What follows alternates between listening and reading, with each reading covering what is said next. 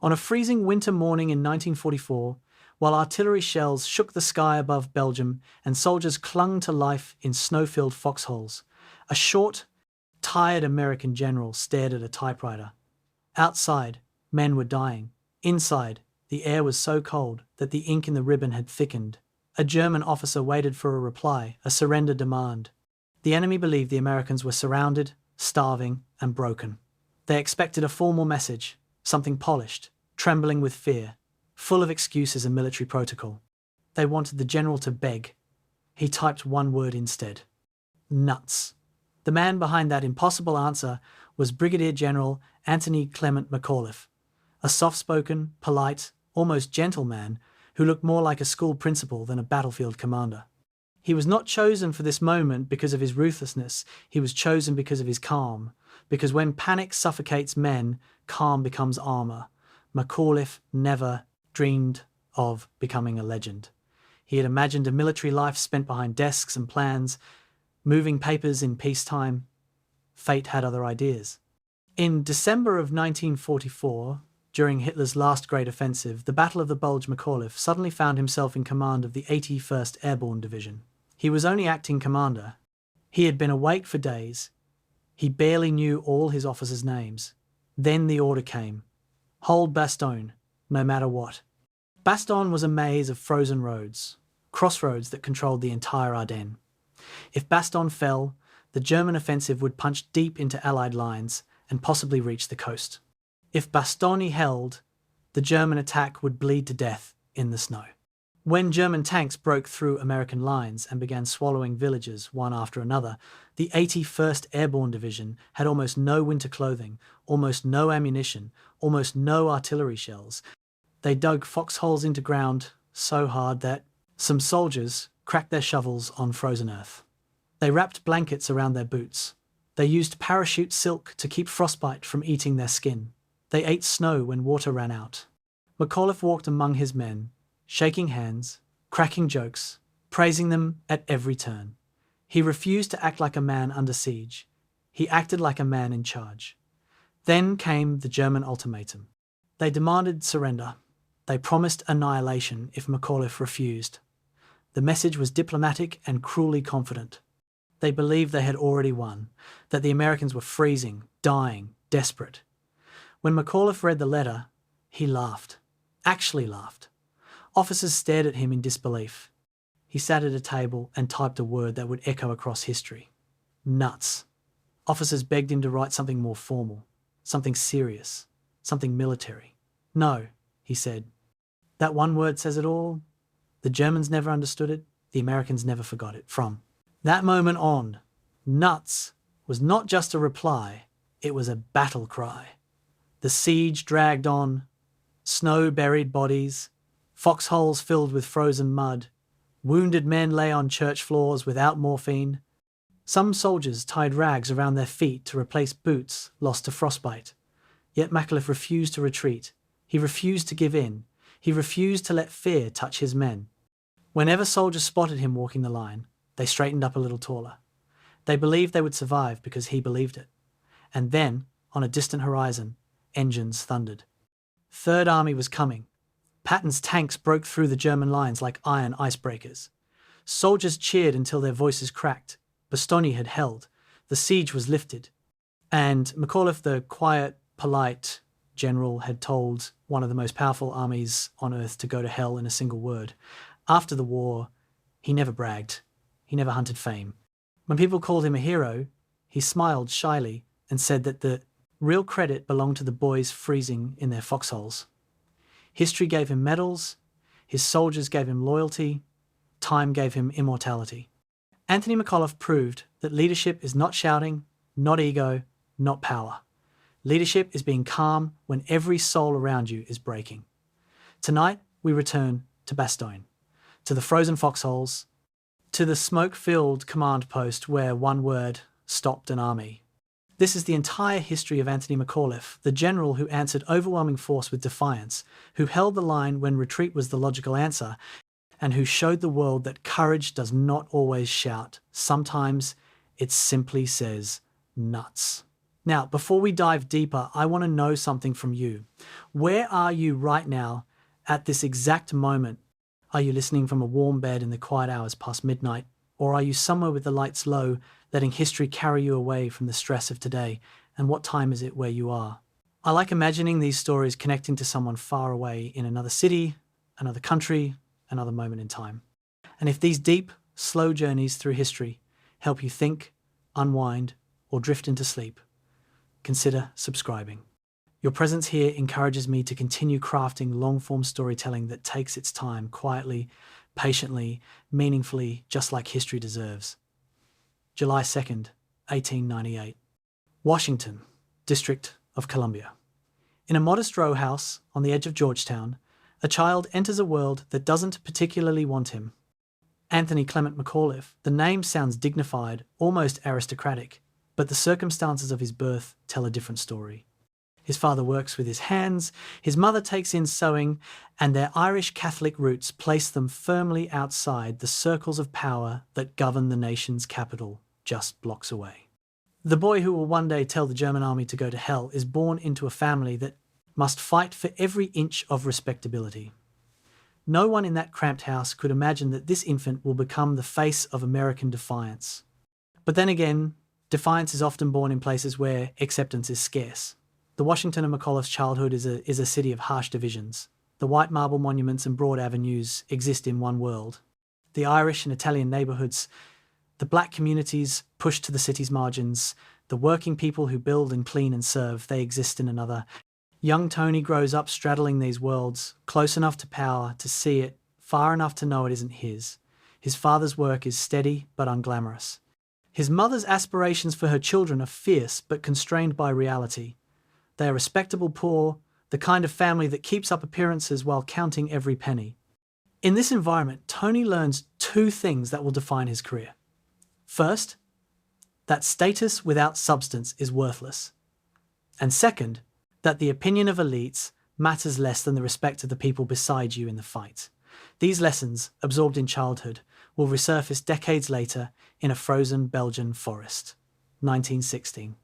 McAuliffe is 18 years old and facing a future that looks predictable and confining.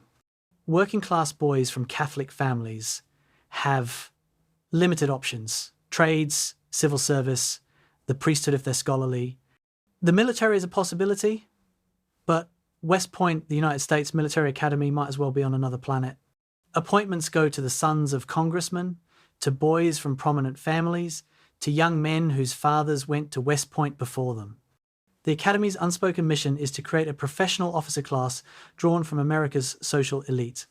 Tony McAuliffe, with his modest background and unremarkable academic record, has no business applying. But his mother is stubborn, and she convinces their local congressman to grant an interview. The congressman, perhaps moved by her determination or simply filling a quota, provides the nomination. McAuliffe scrapes through the entrance exams. He arrives at West Point in the summer of 1916, and the institution immediately begins trying to polish away everything that makes him who he is. West Point in the late 1910s is an engine designed to produce uniformity. The hazing is brutal, the academic pressure relentless, the social hierarchies rigid. McAuliffe is neither the best student nor the most athletic cadet. His efficiency reports describe him as capable but lacking polish, Academy code for doesn't come from the right background. He graduates in 1918, ranked 89th out of 139 cadets. This is the gentleman's B of West Point, the passing grade that suggests competence without distinction. His classmates who finish in the top 20 are marked for great things.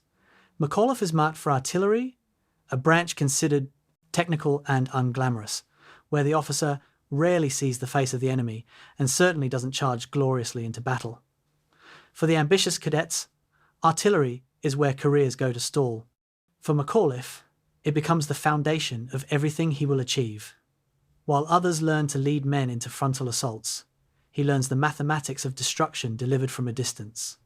He learns to coordinate, to calculate, to make violence efficient.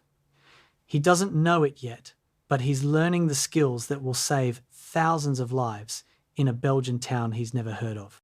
The 1920s and 30s are hard years to be a young officer in the United States Army. The Great War is over, the world is supposedly safe for democracy, and America wants nothing to do with maintaining a large military. The army shrinks to 133,000 men, spread across a continental nation and overseas territories. Promotion is glacially slow. Lieutenants stay lieutenants for a decade. Captains grow grey, waiting to become majors. McAuliffe serves in various artillery postings, enduring the tedium of peacetime duty. Endless drills, equipment maintenance, training exercises that simulate battles no one expects to fight.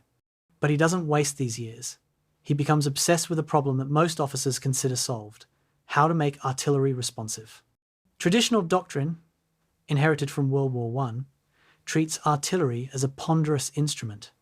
You study maps, calculate trajectories, register targets in advance, and when battle comes, you fire according to a rigid schedule. The guns are powerful but slow, methodical but inflexible. McAuliffe looks at this system and sees death not for the enemy, but for the infantry, who need fire support and can't wait 45 minutes for approval to wind its way through 5 layers of command. Fort Sill, Oklahoma, 1935. McAuliffe is a captain now, teaching at the artillery school, and he's developed a reputation as a difficult subordinate. He keeps proposing changes to fire direction doctrine that his superiors find unnecessarily complicated. Why allow forward observers to call in fire directly? Why create flexible fire direction centers instead of centralized fire planning? Why train gun crews to compute firing solutions in minutes instead of relying on pre-calculated tables? His proposals offend the orthodoxy. They suggest that artillery doctrine, refined through decades of experience, might be wrong. But McAuliffe has done the math. In a demonstration that his superiors attend with skepticism bordering on hostility, he shows that his responsive fire system can coordinate multiple batteries and deliver fire on target in 12 minutes. The standard method takes 45. The difference seems academic until you imagine being an infantry officer pinned down by enemy machine guns, watching your men die while you wait for artillery support that arrives 3/4 of an hour after you need it. McAuliffe's superiors are not persuaded. They note in his efficiency reports that he has unorthodox methods and resists established procedure. He's learning another lesson. The institution resists change until catastrophe proves change necessary. 1940. The world is at war again, and America is still pretending it can stay neutral. But the army is growing, preparing for the inevitable, and officers who seem too radical in peacetime suddenly look prescient. McAuliffe watches grainy footage of German blitzkrieg tactics in Poland and France. He sees how German artillery operates: mobile, coordinated with tanks and aircraft, responsive to battlefield developments.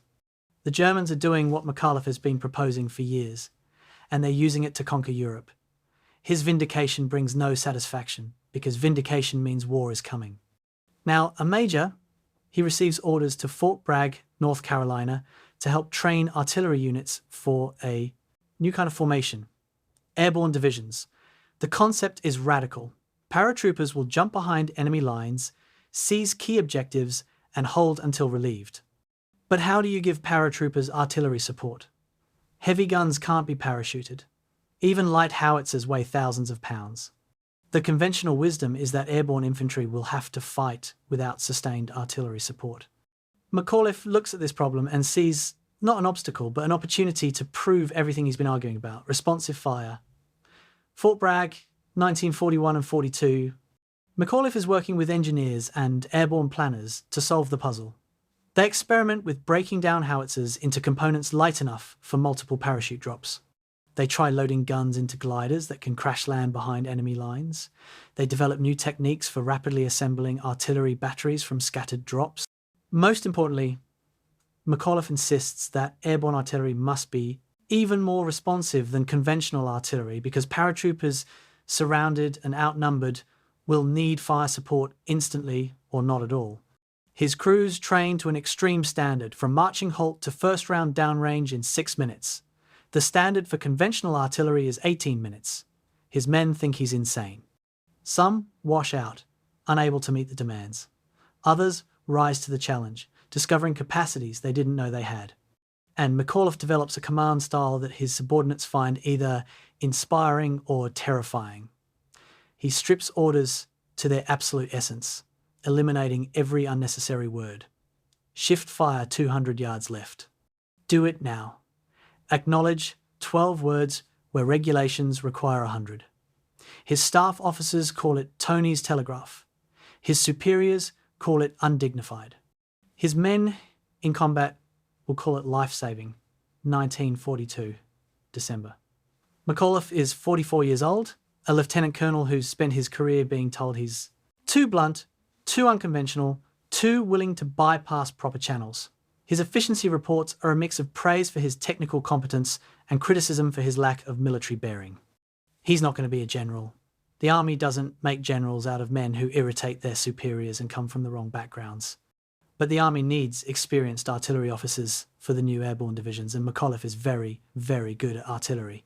He receives orders assigning him as Division Artillery Commander for the 101st Airborne Division, the Screaming Eagles, activated just months earlier at Camp Claiborne, Louisiana. It's a significant command, 4 battalions, 48 guns, hundreds of men, but it's also a dead end. Airborne divisions are an experiment. They might never see combat. And even if they do, the artillery commander is a supporting role, not a path to glory. McAuliffe reads his orders and packs his kit. He has no idea that this assignment will make him immortal. He has no idea that his entire career, the mockery, the resistance, the years spent perfecting responsive fire, has been preparation for 7 days in December 1944, when everything he knows will be tested against annihilation. The story of Anthony McAuliffe begins in obscurity and unfolds in defiance of expectations. He is not the officer West Point wanted to create. He doesn't have the pedigree or the polish, but he has something more valuable. He understands that warfare is changing, that speed and flexibility will matter more than tradition and hierarchy, that the best leaders are those who trust their subordinates to do their jobs without suffocating supervision. These insights make him an irritant in peacetime and indispensable in war. In 1942, standing at the threshold of combat command, McAuliffe is an unlikely hero, but history has always had a fondness for unlikely heroes. For the artilleryman's son who climbs without patronage, who sees clearly what others miss, who prepares for the battle no one expects. In 3 years, he will speak one word to the German army, and that word will echo across generations. But first, he has to prove that his radical ideas about artillery, about command, about trusting ordinary men to do extraordinary things actually work when bullets are flying and people are dying. The testing is about to begin. Fort Sill, Oklahoma, March 1935. A group of senior artillery officers has gathered to observe a demonstration they consider unnecessary. Captain Anthony McAuliffe stands beside a blackboard covered in calculations, preparing to show them something they don't believe is possible. The problem is simple. An infantry unit encounters enemy resistance and needs artillery support. Under current doctrine, the request travels from the forward observer to his battalion headquarters, from there to the artillery liaison officer, then to the fire direction centre, where calculations are made and orders distributed to individual batteries. The process takes 45 minutes if everything works perfectly. In combat, with communications breaking down and officers making cautious decisions to avoid errors, it often takes longer. Men die waiting for those shells. McAuliffe has designed a different system, and the officers watching him are not pleased that a captain is suggesting their doctrine is flawed. But the demonstration is about to begin, and 45 minutes is a long time to prove you're right. McAuliffe's system seems chaotic at first glance. Instead of a rigid chain of command, he's created a flexible network where forward observers can communicate directly with a centralized fire direction center, which can simultaneously coordinate multiple batteries without waiting for approval from higher headquarters. The key innovation is mathematical, pre-computed firing tables and graphical firing solutions that allow calculations to happen in seconds instead of minutes. But the real innovation is conceptual. McAuliffe is arguing that artillery should respond like a utility, flip a switch, and the lights come on rather than like a bureaucracy where every request requires multiple approvals. His superiors see danger in this flexibility. What if forward observers call in fire on friendly positions? What if battery commanders waste ammunition on targets that aren't priorities? McAuliffe's answer is blunt. Train your officers better and trust them to make decisions. This answer does not endear him to men who've built careers on maintaining tight control. The demonstration begins. 12 minutes later, shells land on target. The observers check their stopwatches. They frown. Some suggest the demonstration was rigged. But the mathematics don't lie, and neither do the impact craters. The problem McAuliffe is solving has killed countless soldiers throughout history. Artillery is the king of battle. It causes more casualties than any other weapon system, but its power is worthless if it arrives too late. World War I demonstrated this with horrific clarity. Artillery barrages were meticulously planned, involving hundreds or thousands of guns firing millions of shells according to precise timetables. But the enemy, observing the barrage, simply withdrew from the target area and returned after the shells stopped falling. Or the infantry, attacking after the barrage, discovered the enemy positions were 200 yards different from where the maps indicated, and the barrage had accomplished nothing. Rigid, pre-planned fire was impressive but increasingly ineffective against a thinking enemy. Between the wars, some artillery theorists argued for more flexible methods. The problem was technical as much as tactical. Computing firing solutions required complex mathematics: distance to target, gun elevation, propellant charge, wind speed and direction, air temperature, barrel wear. Each calculation took minutes. Coordinating multiple batteries multiplied the complexity. McAuliffe's insight was that most of these calculations could be done in advance and organised into tables and charts that allowed rapid adjustment in the field.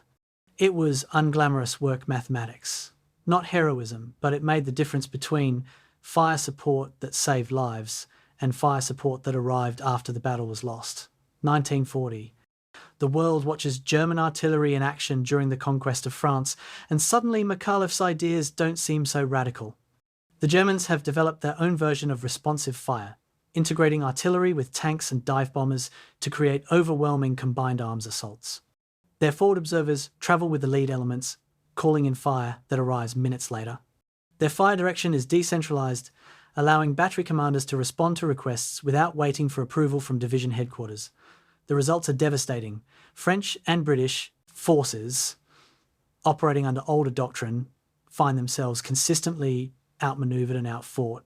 American observers watching the Battle of France send alarmed reports back to Washington. The reports all say the same thing: our artillery doctrine is obsolete. McAuliffe, now a major, receives these reports with grim satisfaction. He's been right, but being right means American soldiers will die if the doctrine isn't changed quickly. The army begins updating its field manuals, incorporating many of McAuliffe's proposals. But manuals are one thing, implementation is another. You can't retrain an entire army overnight. And now there's a new problem: creating airborne artillery that can be dropped from planes and still provide responsive fire support. The technical challenges of airborne artillery seem insurmountable at first. A standard 105mm howitzer, the M2A1, workhorse of American field artillery, weighs 4,980 pounds. The gun, carriage, ammunition, fire control equipment, and crew bring the total weight to more than 7,000 pounds. You can't parachute 7,000 pounds. Gliders can carry heavier loads, but gliders are fragile, difficult to control, and frequently crash on landing. The initial proposals suggest giving paratroopers only light mortars and small pack howitzers, accepting that airborne forces will have limited artillery support. McAuliffe rejects this compromise. Paratroopers will be surrounded, outnumbered, and fighting for survival. They need real artillery guns, powerful enough to destroy enemy armour and break up massed attacks. He works with engineers to design a version of the 105 that can be partially disassembled for parachute drop or loaded intact into reinforced gliders. They strip away every ounce of unnecessary weight. Gun shields removed, trails shortened, crew reduced from 8 men to 6. They develop new procedures for rapid assembly after landing. They test dropping ammunition in special containers that cushion the impact. Every test reveals new problems. Parachutes fail. Gliders disintegrate. Guns land in pieces scattered across half a mile. But, slowly, painfully, the system comes together. Fort Bragg, North Carolina, 1942. McAuliffe is drilling his artillery crews with an intensity that makes them hate him. The standard is brutal. Assemble a howitzer from scattered components in 15 minutes, compute firing solutions in 90 seconds, deliver first round on target within 6 minutes of receiving a fire mission. Most crews initially need 45 minutes to accomplish what McAuliffe demands in 6. The training is not just about speed, it's about creating a culture where every man knows every job. If the gunner is killed, the loader must be able to compute firing solutions. If the forward observer is wounded, any soldier with a radio must be able to call in fire. This cross-training violates traditional artillery practice, where each man has a specialized role and stays in that role. McAuliffe doesn't care about tradition.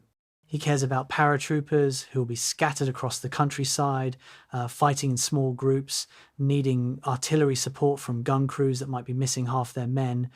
His crews complain. Some request transfers. McAuliffe denies the transfers and increases the training tempo. He's preparing them for a nightmare scenario, surrounded by the enemy, running low on ammunition, maintaining fire support for an entire division with a fraction of the expected resources. He doesn't tell them this explicitly, he just drives them harder, day after day, until the impossible becomes routine. The 105mm M2 A1 howitzer is not an impressive weapon by the standards of World War II artillery. It fires a 33-pound shell to a maximum range of 12,000 yards, about 7 miles. German and Soviet guns often have greater range and hitting power, but the 105th has advantages that matter more than raw power. It's relatively light and mobile. It can fire a variety of ammunition types: high explosive, armor piercing, white phosphorus, illumination. Most importantly, it can sustain a high rate of fire, 3 rounds per minute in sustained fire, much faster during emergencies, which means a well-coordinated battery can deliver overwhelming firepower on a single target. McAuliffe's innovation is recognizing that responsiveness matters more than range or caliber. A medium gun that delivers fire in 3 minutes is more valuable than a heavy gun that delivers fire in 30 minutes. This insight drives his entire approach to airborne artillery.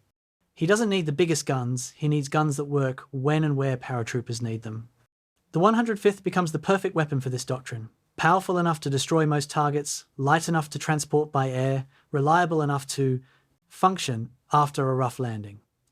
Time on target is McAuliffe's masterpiece. The concept is simple but requires extraordinary coordination.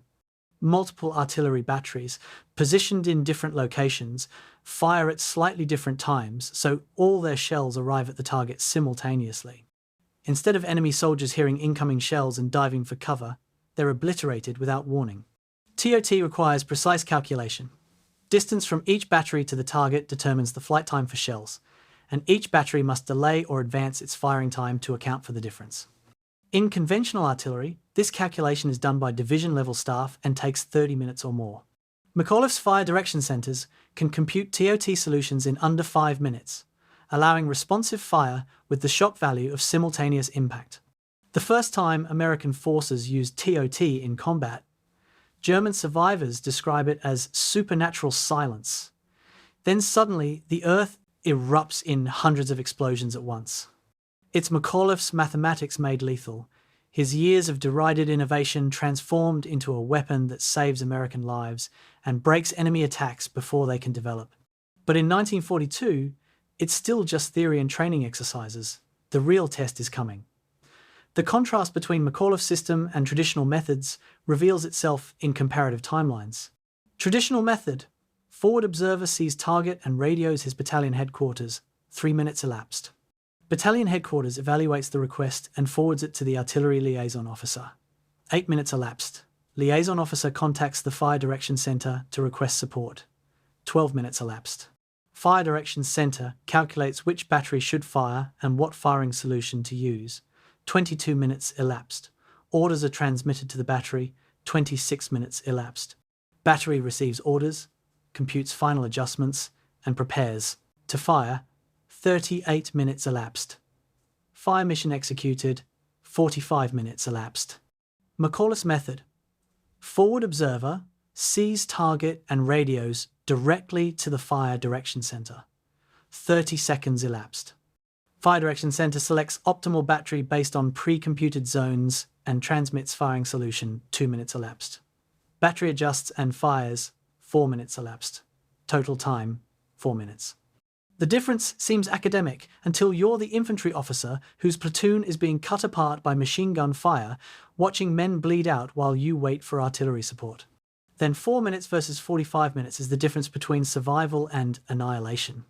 By late 1942, McAuliffe has transformed the 101st Airborne Division's artillery from a theoretical experiment into a functioning system.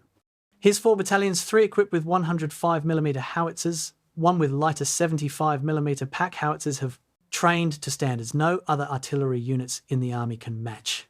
They can drop from the sky, assemble their weapons from scattered pieces, establish communications with forward observers, and deliver accurate fire within 30 minutes of landing. It's an extraordinary achievement, but it remains unproven. Critics still argue that airborne operations are too risky, too dependent on weather and luck, too vulnerable to disruption. They argue that McAuliffe's responsive fire doctrine works in training but will collapse under combat stress. McAuliffe doesn't argue back anymore. He's learned that actions speak louder than words, and the only way to silence critics is to prove them wrong in battle.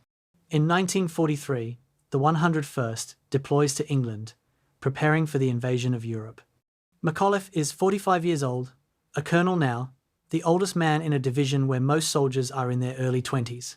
He spent his career preparing for a battle he hopes never comes and knows is inevitable. The artillery problem he's dedicated his life to solving is about to receive its final examination. The grade will be measured in lives saved and ground held. There are no makeups, no second chances. Either his system works or men die. Normandy is 6 months away. Camp Claiborne, Louisiana. August 16th, 1942. The temperature hovers near 100 degrees, humidity so thick you can barely breathe, and Colonel Anthony McAuliffe stands watching hundreds of young men mill around what will become the 101st Airborne Division. They don't look like elite soldiers yet. They look like recruits, scared, excited, unsure what they volunteered for. Airborne divisions are a radical experiment, something the American Army has never attempted on this scale. Paratroopers exist in other armies. The Germans use them to seize Belgian forts and Crete. The Soviets have trained parachute brigades. But the United States is trying to create entire divisions capable of dropping from the sky and fighting as cohesive units behind enemy lines. It's an idea that sounds glorious until you think about the reality. Men scattered across the countryside in darkness, units intermixed, supplies lost, no front line, no reinforcements, surrounded by enemies who want you dead. McAuliffe watches these young volunteers and sees both their courage and their ignorance. They think being a paratrooper is about the jump. He knows it's about what comes after. Major General William C. Lee is the division's first commander, a visionary officer who believes airborne forces will revolutionize warfare.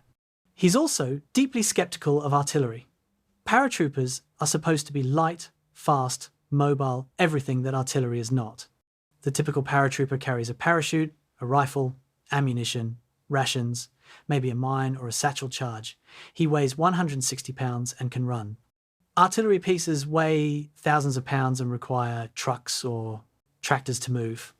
Lee's vision of airborne warfare emphasizes speed and surprise.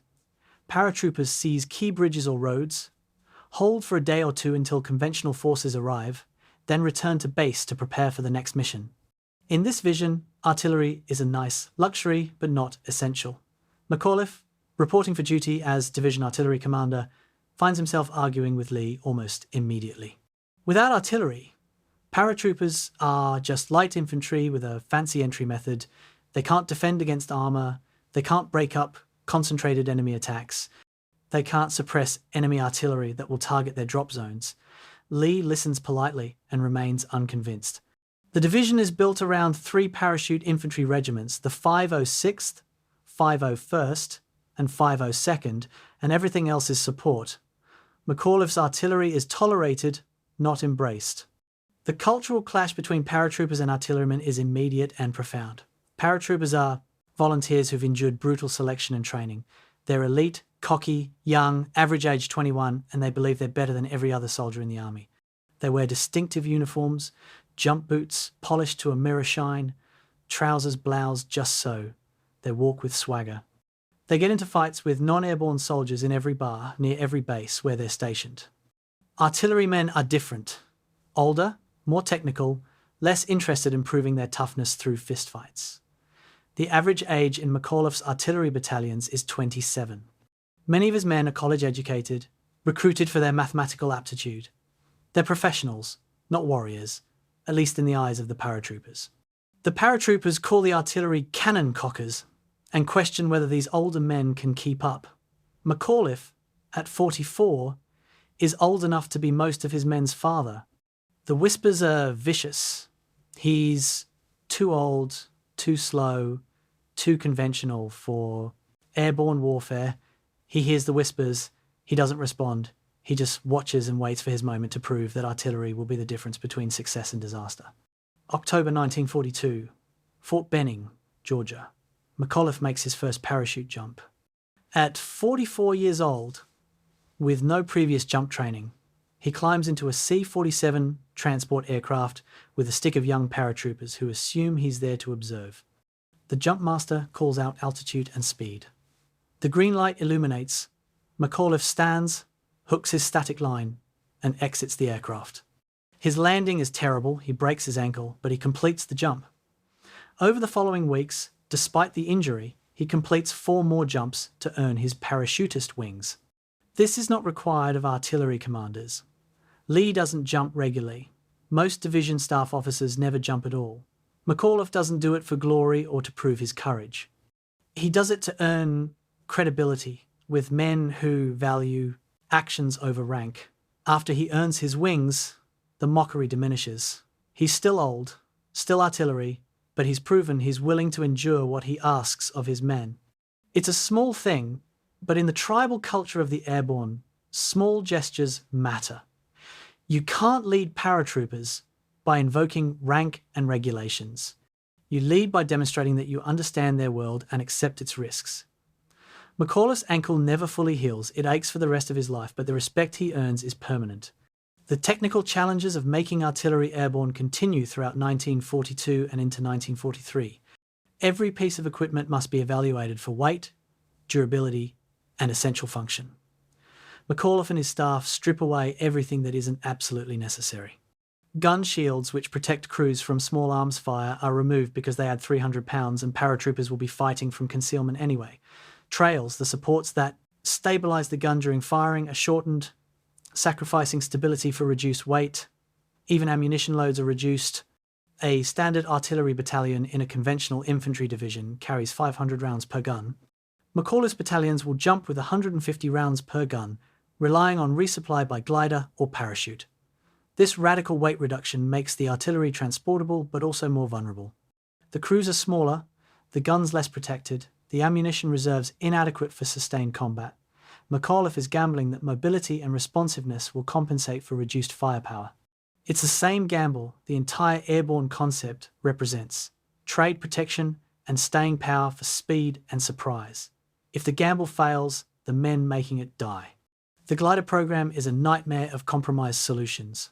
Gliders are unpowered aircraft towed behind C-47 transports and released over the landing zone. They can carry heavier loads than parachutes, a jeep, a howitzer, a dozen men, but they're also fragile, difficult to control, and crash more often than land safely.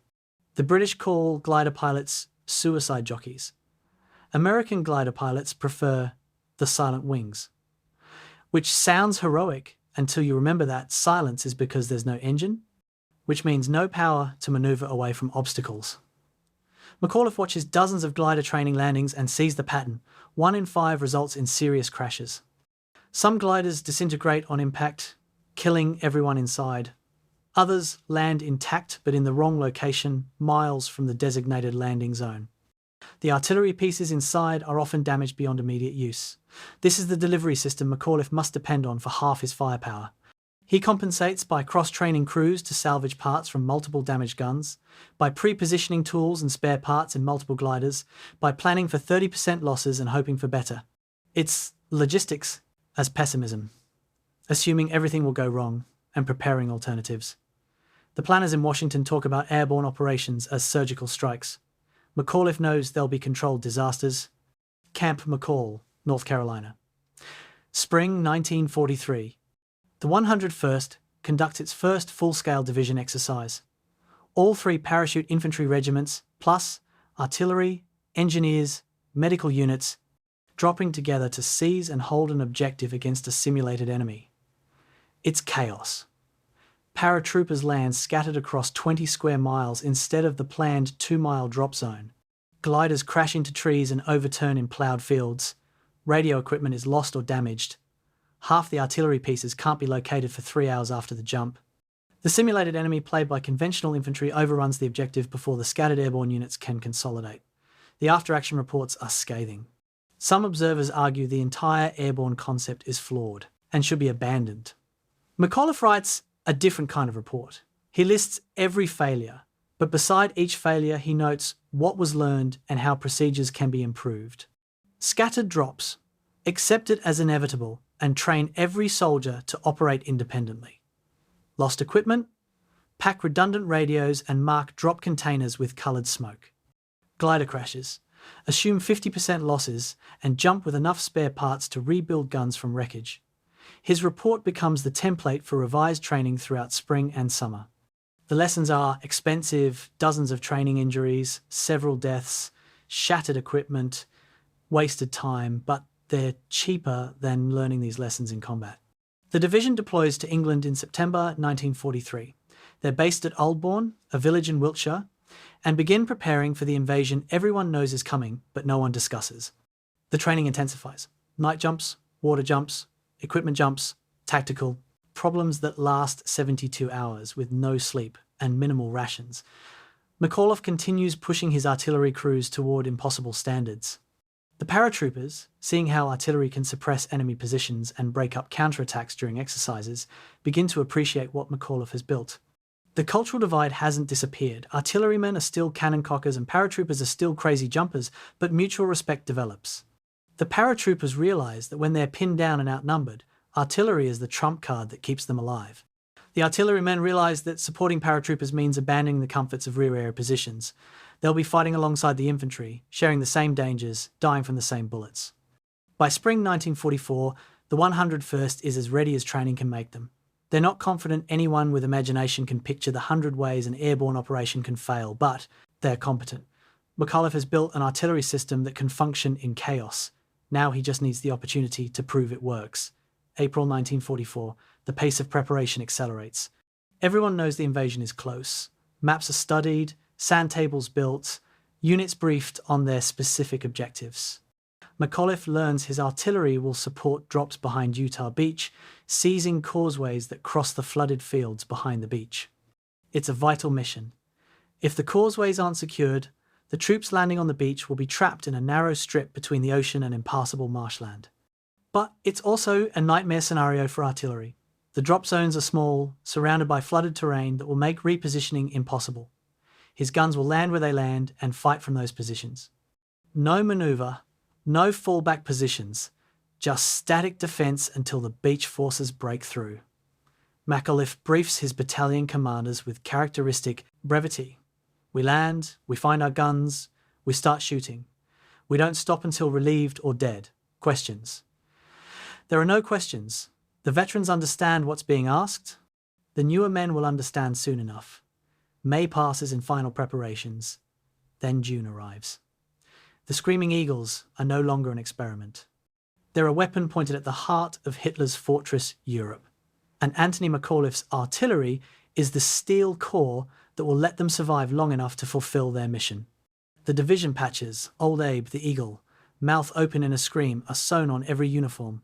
The men are as ready as they'll ever be. The transport aircraft are fueled and loaded. The gliders are hooked to their tow planes. And McAuliffe, standing on an English airfield in early June watching his men prepare, feels the weight of every decision he's made over 8 years of preparing for this moment. Has he trained them well enough? Will his responsive fire doctrine work under actual combat conditions? Have the technical problems been truly solved or just papered over? He doesn't know. No one knows. War is the only laboratory that produces certain answers, and the experiment is about to begin. The artilleryman's son from Washington, the officer who was too unpolished for West Point's elite, The captain, whose ideas were too radical for peacetime army, he's built something remarkable. Whether it's remarkable enough to survive contact with the enemy is about to be determined. Normandy is 72 hours away. The testing has arrived. June 5th, 1944. 2300 hours. Airfield, near Exeter, England. Anthony McAuliffe stands beside his C-47 transport aircraft, watching hundreds of paratroopers shuffle forward in the darkness. Each man carries over 100 pounds of equipment. Parachute, reserve chute, rifle, ammunition, grenades, rations, water, entrenching tool, gas mask. They look like pack animals, weighted down to the point where they can barely climb the steps into the aircraft. The noise is overwhelming. Hundreds of engines revving, propellers thundering, officers shouting final instructions that no one can hear. McAuliffe has made his peace with whatever comes next. His artillery battalions are divided among multiple aircraft and gliders. His carefully trained crews about to be scattered across a foreign country in darkness. Everything he's built for 2 years depends on these men's ability to function independently, to find each other after the drop, to assemble their guns and start shooting while surrounded and outnumbered. He climbs into his aircraft. The door closes. The plane begins to roll. There's no ceremony, no inspiring speech. Just professionals doing a job that might kill them. The liberation of Europe begins with a leap into darkness. The flight across the English Channel is surprisingly calm. McAuliffe's aircraft holds a stick of 18 paratroopers from his headquarters company. They're quiet, some praying, some smoking, last cigarettes, some just staring into space. McAuliffe reviews his mental checklist one final time. Primary objective: link up with as many artillery units as possible and establish a functioning fire direction center. Secondary objective: get any guns operational and providing fire support to the infantry regiments. Tertiary objective: survive long enough to accomplish the first 2 objectives. At 130 hours, 90 minutes past midnight, the aircraft crosses the French coast. Suddenly, the cabin shakes with explosions. German anti-aircraft fire fills the sky. The pilots take evasive action, the plane lurching violently. Paratroopers lose their balance, crashing into each other. Equipment breaks free. A man vomits. The red light comes on. Prepare to jump. Then green light. The jump master shouts. Men hurl themselves into the night. McAuliffe, third in the stick, exits into chaos, tracers arcing through darkness, burning. Aircraft falling, the ground invisible below. His parachute opens. He has perhaps 60 seconds before landing, 60 seconds to try to identify where he is, and then he'll be on the ground in enemy territory with whatever forces have landed nearby. McAuliffe hits the ground hard, his chronically injured ankle screaming. He's in a field, wet grass, some kind of marsh. He can hear firing in multiple directions but can't determine how far away. Standard procedure: cut away the parachute, find cover, orient yourself, locate other members of your unit. He follows the procedure mechanically. His compass and map case are intact. He has a small radio but won't risk transmitting until he knows who else is nearby. The password for tonight is Thunder, you call it out, and friendlies should respond. Welcome. He hears movement, freezes, then calls out. An American voice responds. It's one of his radio operators, equally lost. Together they move toward what they hope is the assembly point. Over the next 3 hours, McAuliffe collects a motley group. 3 men from his headquarters section, 5 artillerymen from different batteries, 4 paratroopers from the 506th Regiment, 12 men. He needs 600. Dawn is coming, and he has no idea where his artillery is or whether it's even intact. The invasion is unfolding according to no plan anyone briefed. June 6th, 600 hours. Full daylight.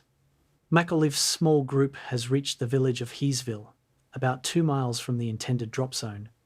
The village is occupied by other scattered elements of the 101st.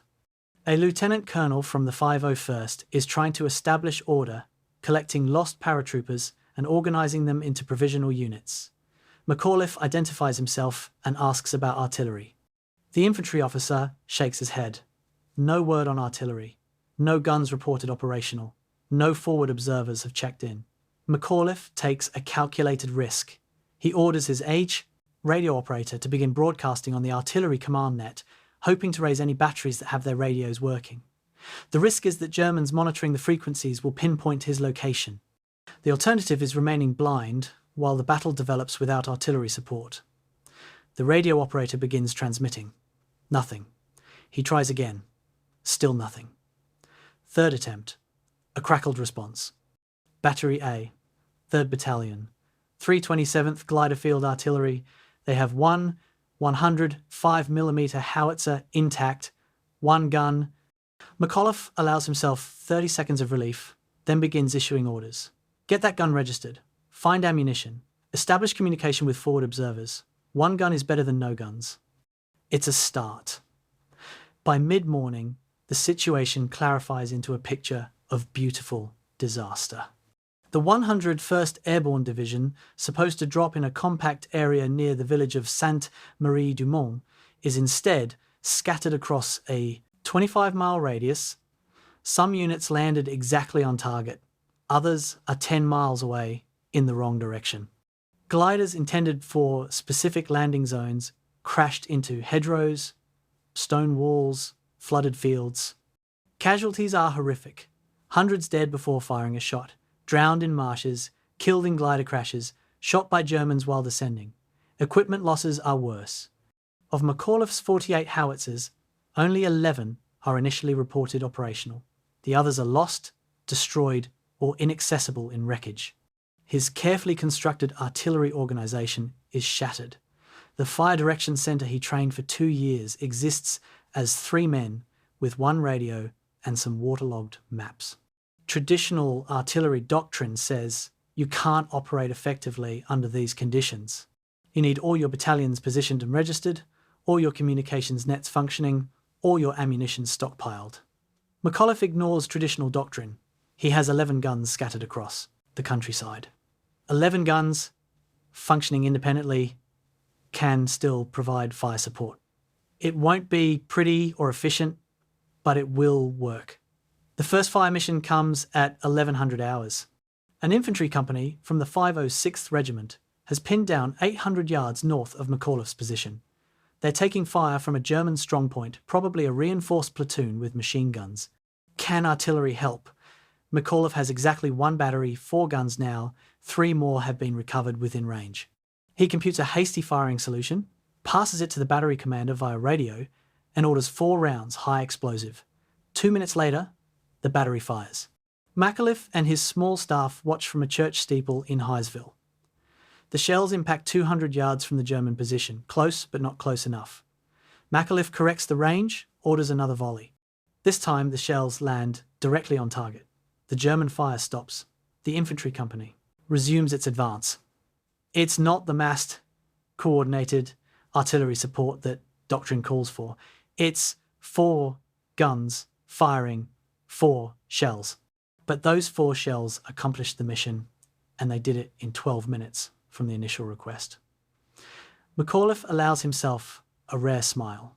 His system works. The concept he's been arguing for since 1935, that responsive artillery matters more than massed artillery, has just been validated in combat. Now he just needs to scale it up while under fire and surrounded by an enemy army. June 6th through 8th, 72 hours of improvisation and adaptation. McAuliffe moves constantly, travelling between scattered artillery positions, organising ammunition distribution, coordinating fire support for different infantry units. He sleeps perhaps 4 hours total. His headquarters is wherever he happens to be standing with a radio. By June 8th, he's assembled 32 operational howitzers, still short of his full complement, but enough to provide substantial fire support. The division has secured its primary objectives. The causeways behind Utah Beach are open, allowing troops from the 4th Infantry Division to push inland.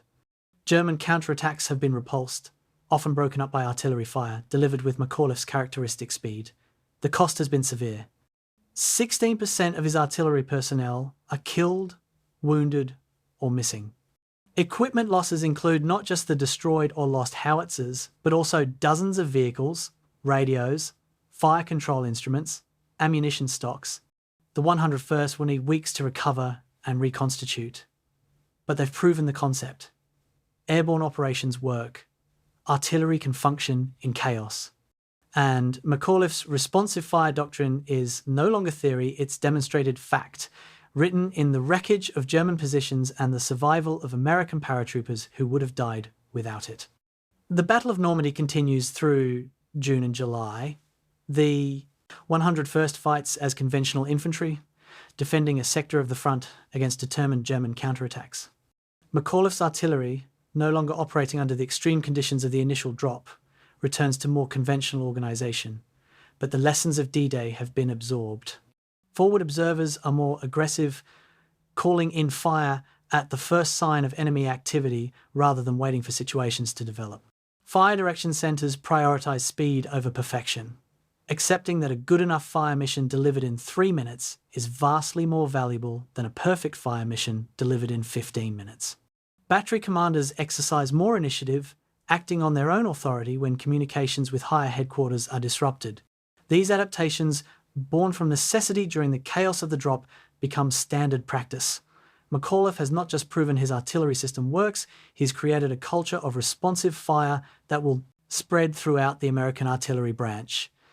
Other divisions study the 101st's after-action reports and begin implementing similar procedures. What was once radical is becoming routine. The Normandy campaign also establishes McAuliffe's reputation beyond the artillery community. The infantry regiments, initially sceptical of the middle-aged artillery colonel, now trust him completely. They've seen artillery appear when and where they needed it, despite impossible circumstances. They've been saved by fire missions that arrived in minutes instead of hours. More importantly, they've observed McAuliffe's leadership style under pressure.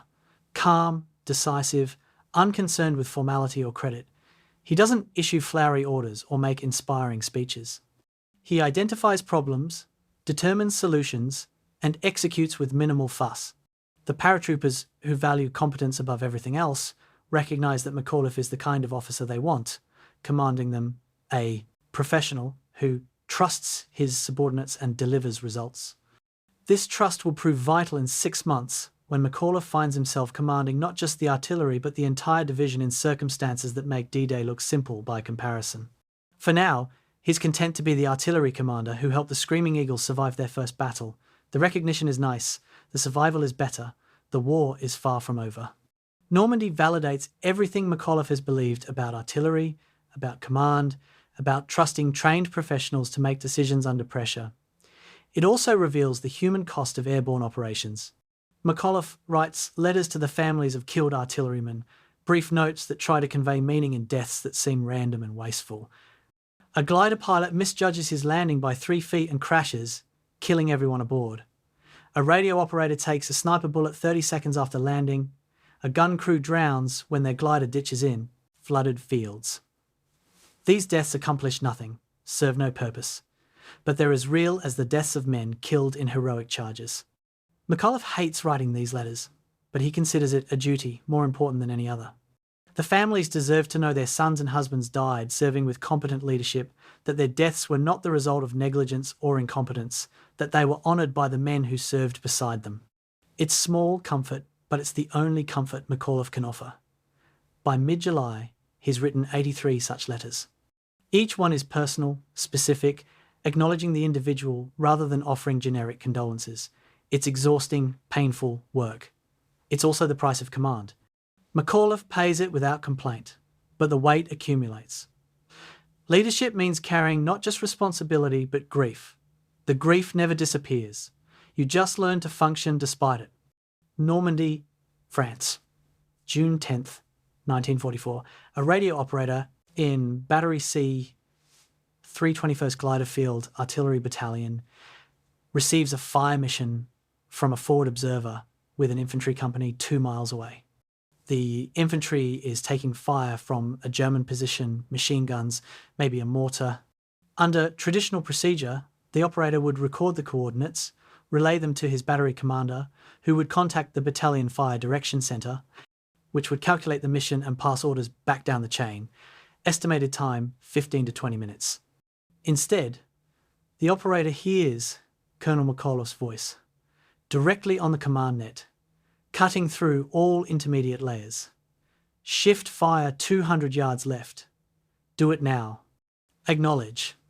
12 words. The operator acknowledges. The battery commander, listening to the same net, understands immediately what's required. His guns are already laid on a nearby target. 200 yards left is a simple adjustment. 90 seconds later, shells are impacting on the new target. The German fire stops. The infantry advances. Total time from request to effect, under 3 minutes. This is the language of command that McAuliffe has perfected. Stripped of formality and bureaucracy, focused entirely on speed and clarity. His subordinates either learn to speak this language or they don't last long in his command. The efficiency of McAuliffe's communication style becomes legendary within the 101st. Officers from other divisions, hearing radio traffic from airborne artillery nets, are shocked by the brevity and informality. Where's the proper radio procedure? Where are the acknowledgements and confirmations? Where's the detailed mission description with situation, target type, ammunition requirements, and desired effects? McAuliffe has eliminated all of it, keeping only the essential information. He trusts his officers to understand context, to make appropriate decisions about ammunition and firing rates, to exercise judgment rather than follow scripts. This trust terrifies some conventional officers. What if subordinates make mistakes? What if they waste ammunition on unimportant targets? McAuliffe's response is always the same. If you don't trust your officers to make decisions, you've either failed to train them properly or failed to select the right officers. Either failure is your responsibility, not theirs. Fix it or accept the consequences. This philosophy extends beyond radio communications. McAuliffe's written orders are similarly brief. Operations orders that typically run 5 to 10 pages are reduced to 1 or 2 pages. Situation briefings that normally take 30 minutes are delivered in 5. Time wasted on unnecessary communication is time not spent fighting, and in combat, time is measured in lives. Contrast reveals the power of McAuliffe's approach. July 1944, near Carrington, a German counterattack develops against the 101st sector. Multiple infantry companies need artillery support simultaneously. McAuliffe's Fire Direction Center coordinates responses to 7 different fire missions within a 15-minute window, directing 11 artillery batteries to deliver fire on 7 separate targets. The coordination is conducted entirely via radio, using McAuliffe's abbreviated command language. 7 missions, 15 minutes, 11 batteries, 0 confusion. That same day, an adjacent division, conventional infantry with traditional artillery doctrine, receives a similar counterattack. Their artillery takes 45 minutes to coordinate a response to 3 fire missions, using only 6 batteries. By the time their artillery is ready to fire, 2 of the threatened infantry positions have been overrun. The Germans withdraw before the shells arrive. The after-action review attributes the failure to communication complexity and unclear chains of authority. McAuliffe, reading the report, makes a 1-word note in the margin. Exactly. He's been arguing against communication, complexity and rigid chains of authority for a decade. The validation brings no satisfaction because validation means American soldiers died needlessly. The personal cost of McAuliffe's command style is that some officers hate him. They consider his brevity insulting, his informality disrespectful to military tradition, his trust in subordinates a shirking of command responsibility. A major from the division staff complains that McAuliffe's orders lack proper military dignity. McAuliffe's response is immediate and public. He calls the major to his headquarters, a tent in a muddy field, and delivers a brief speech that becomes famous within the division. You want dignity? Go join a ceremonial unit. We're here to kill Germans efficiently. Efficient killing requires fast communication. Fast communication requires dropping every word that doesn't carry essential information.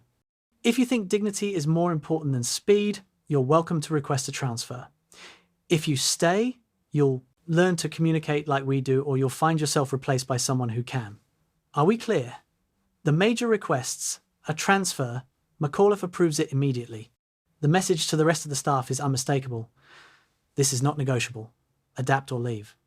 Most adapt. The few who leave are not missed. September 1944. Operation Market Garden. The 101st jumps into Holland to seize bridges and roads for British armoured forces driving north. McAuliffe's artillery lands with better precision than in Normandy, lessons learned have improved drop accuracy and glider landing techniques, but the tactical situation is more complex. German resistance is heavier than intelligence predicted. The bridges must be held not for days but for weeks, while British forces fight through unexpectedly strong opposition. Resources are limited. Ammunition must be rationed. Every fire mission must count. McAuliffe's communication style becomes even more compressed. A battalion commander radios requesting permission to fire on a German probe. McAuliffe's response, "Your call." 2 words. The battalion commander, uncertain, asks for clarification. McAuliffe repeats, "Your call." The meaning is clear. You're a professional. You can see the tactical situation. Make the decision yourself. Don't ask permission. Accept responsibility. This is radical delegation of authority, and it terrifies officers trained to seek approval for every action. But it's also liberating. Officers realize they're trusted to exercise judgment. They rise to that trust, making decisions that often prove better than anything higher headquarters could have ordered, because they're responding to real-time conditions rather than executing pre-planned schemes that become obsolete the moment bullets start flying. The hold everything moment becomes part of division legend. September 22nd, near Wegel, Holland, German forces counterattack in strength, threatening to cut the 101st supply line. McAuliffe receives urgent requests from 3 different infantry battalions for guidance. Should they withdraw, defend in place, or counterattack? The requests arrive via radio, with enemy fire audible in the background, officers clearly desperate for direction. McAuliffe's response, "Hold everything." 2 words. One battalion commander, misunderstanding, asks, "For how long, sir?" McAuliffe's reply, "Until I say different." The battalion commanders acknowledge and execute. They hold. The German attack breaks against prepared positions. American reinforcements arrive. The crisis passes. Later, officers discuss McAuliffe's order, marveling at its simplicity. Hold everything. No elaborate tactical instructions, no contingency plans, no discussions of fallback positions, just an unambiguous command that conveyed both the mission and the confidence that they could accomplish it. This is leadership distilled to its essence: clarity, trust, and refusal to complicate what's simple. The enemy is trying to push you back. Don't let them. Everything else is detail. The trust McAuliffe places in subordinates is not blind or automatic. He's ruthlessly quick to relieve officers who prove incompetent or cowardly. A battery commander in Normandy repeatedly delays fire missions, citing concerns about ammunition expenditure. McAuliffe relieves him within 48 hours, replacing him with a lieutenant who's been in the army 18 months. The lieutenant performs excellently. Another officer, caught embellishing a report to make his unit's performance look better than it was, is relieved and transferred out of the division. McAuliffe's standard is absolute honesty. He'd rather receive a report saying, "We screwed up," than a falsified report saying, "Everything went perfectly." Mistakes can be corrected. Lies corrupt the information flow that allows commanders to make decisions. This insistence on truth creates a culture where officers don't fear admitting errors. They fear hiding errors. The result is an organization that learns from failure rather than concealing it. After-action reports from McAuliffe's artillery battalions are brutally honest, detailing every mistake and near disaster. Other divisions' reports read like success stories. McAuliffe's read like autopsies. But his units improve continuously, while others repeat the same mistakes because they've never acknowledged making them. The philosophy underlying McAuliffe's command language is simple. Words are tools, not decorations. Every word must justify its existence by conveying information or clarifying intent. Words added for courtesy, formality, or tradition are waste. In peacetime, waste is tolerable. In combat, waste kills. This utilitarian approach to language extends to written communications. McAuliffe's daily situation reports are famous for their brevity. A typical report: held all positions, repulsed 3 attacks, ammunition adequate, casualties light. 21 words to describe a day of combat. Compare this to reports from other divisions, which run to multiple pages describing the same events in exhaustive detail that no one reads carefully because there's too much information to process. McAuliffe's reports are read completely every time because they can be read in 30 seconds. The information density is high. The noise is zero. Senior commanders learn to read his reports first because they provide situational awareness faster than any other source. This efficiency creates influence beyond his rank. Generals want to hear McAuliffe's assessment because he won't waste their time. Officers who waste generals' time find their access limited. Officers who respect generals' time find their requests approved more often. McAuliffe has learned to weaponize clarity. November 1944. The 101st withdraws to Mourmelon, France, for rest and refitting after 2 months in Holland. Casualties have been heavy. The division needs replacements, new equipment, time to train and recover. McAuliffe is acting division commander, while General Maxwell Taylor returns to Washington for meetings. This is McAuliffe's first experience commanding an entire division rather than just its artillery. The transition is seamless. His communication style, perfected in artillery command, scales effortlessly to division level. Battalion commanders receive brief, clear orders. Staff officers learn to provide concise reports. The division operates with the same efficiency McAuliffe brought to artillery operations. Some staff officers, accustomed to more traditional commanders who want detailed briefings and extensive written reports, find the adjustment difficult. McAuliffe doesn't care about their comfort. He cares about effectiveness. A staff officer who can't brief a situation in 5 minutes is either disorganized or trying to hide problems with verbosity. Either way, they need to improve. McAuliffe provides clear, get to the point faster, or find someone who can. It's harsh but effective. Standards rise. The division becomes accustomed to operating at McAuliffe's pace. The ultimate test of McAuliffe's command language is approaching, though no one knows it yet. In 1 month, he will face a German demand for surrender, and his response will become the most famous single word of World War II. That word nuts is not an aberration or a moment of inspired improvisation. It's the logical culmination of everything McAuliffe believes about communication. When asked to surrender, the proper response under traditional military protocol would be a formal rejection, citing tactical situation, operational orders, and refusal to accept enemy terms. Such a response would take a paragraph and accomplish nothing. The single word nuts doesn't accomplish more effectively. The German demand is absurd. Nuts conveys that absurdity while simultaneously communicating absolute refusal and contempt for its perfect economy of expression, 1 syllable, 4 letters, complete clarity. The fact that nuts becomes legendary is almost accidental. McAuliffe isn't trying to be quotable. He's trying to communicate clearly and return to the business of keeping his men alive. But the clarity and defiance compressed into that single word captures something essential about American character that resonates far beyond the immediate situation. Sometimes the simplest response is the most powerful. McAuliffe has built a career on understanding this truth. At Bastogne, the world will discover what his men already know. When Anthony McAuliffe speaks, every word counts. September 17th, 1944, 1300 hours. C-47 transports carrying the 101st Airborne Division cross into Dutch airspace, heading for drop zones near Eindhoven. This is Operation Market Garden, Field Marshal Bernard Montgomery's audacious plan to end the war by Christmas. The concept is brilliant on paper.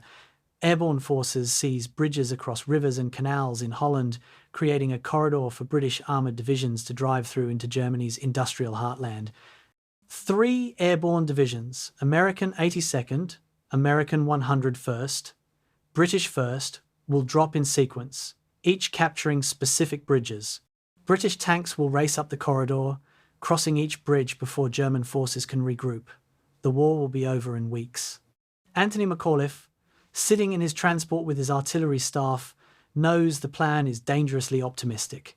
Too many bridges, too much distance, too many assumptions about German weakness. But orders are orders, and the 101st has its mission: secure 15 miles of road and capture bridges at Sun, Eindhoven, and Vegel.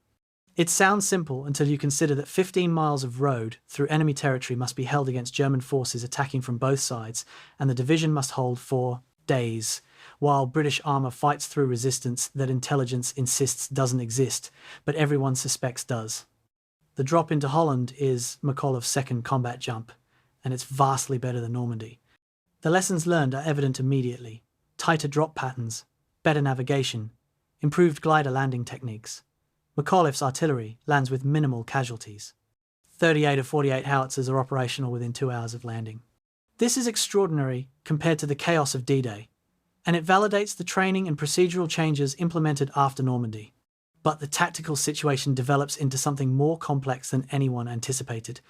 German resistance around Eindhoven is heavier than expected. The bridge at Somme is blown before American paratroopers can capture it intact, requiring engineers to construct a temporary span.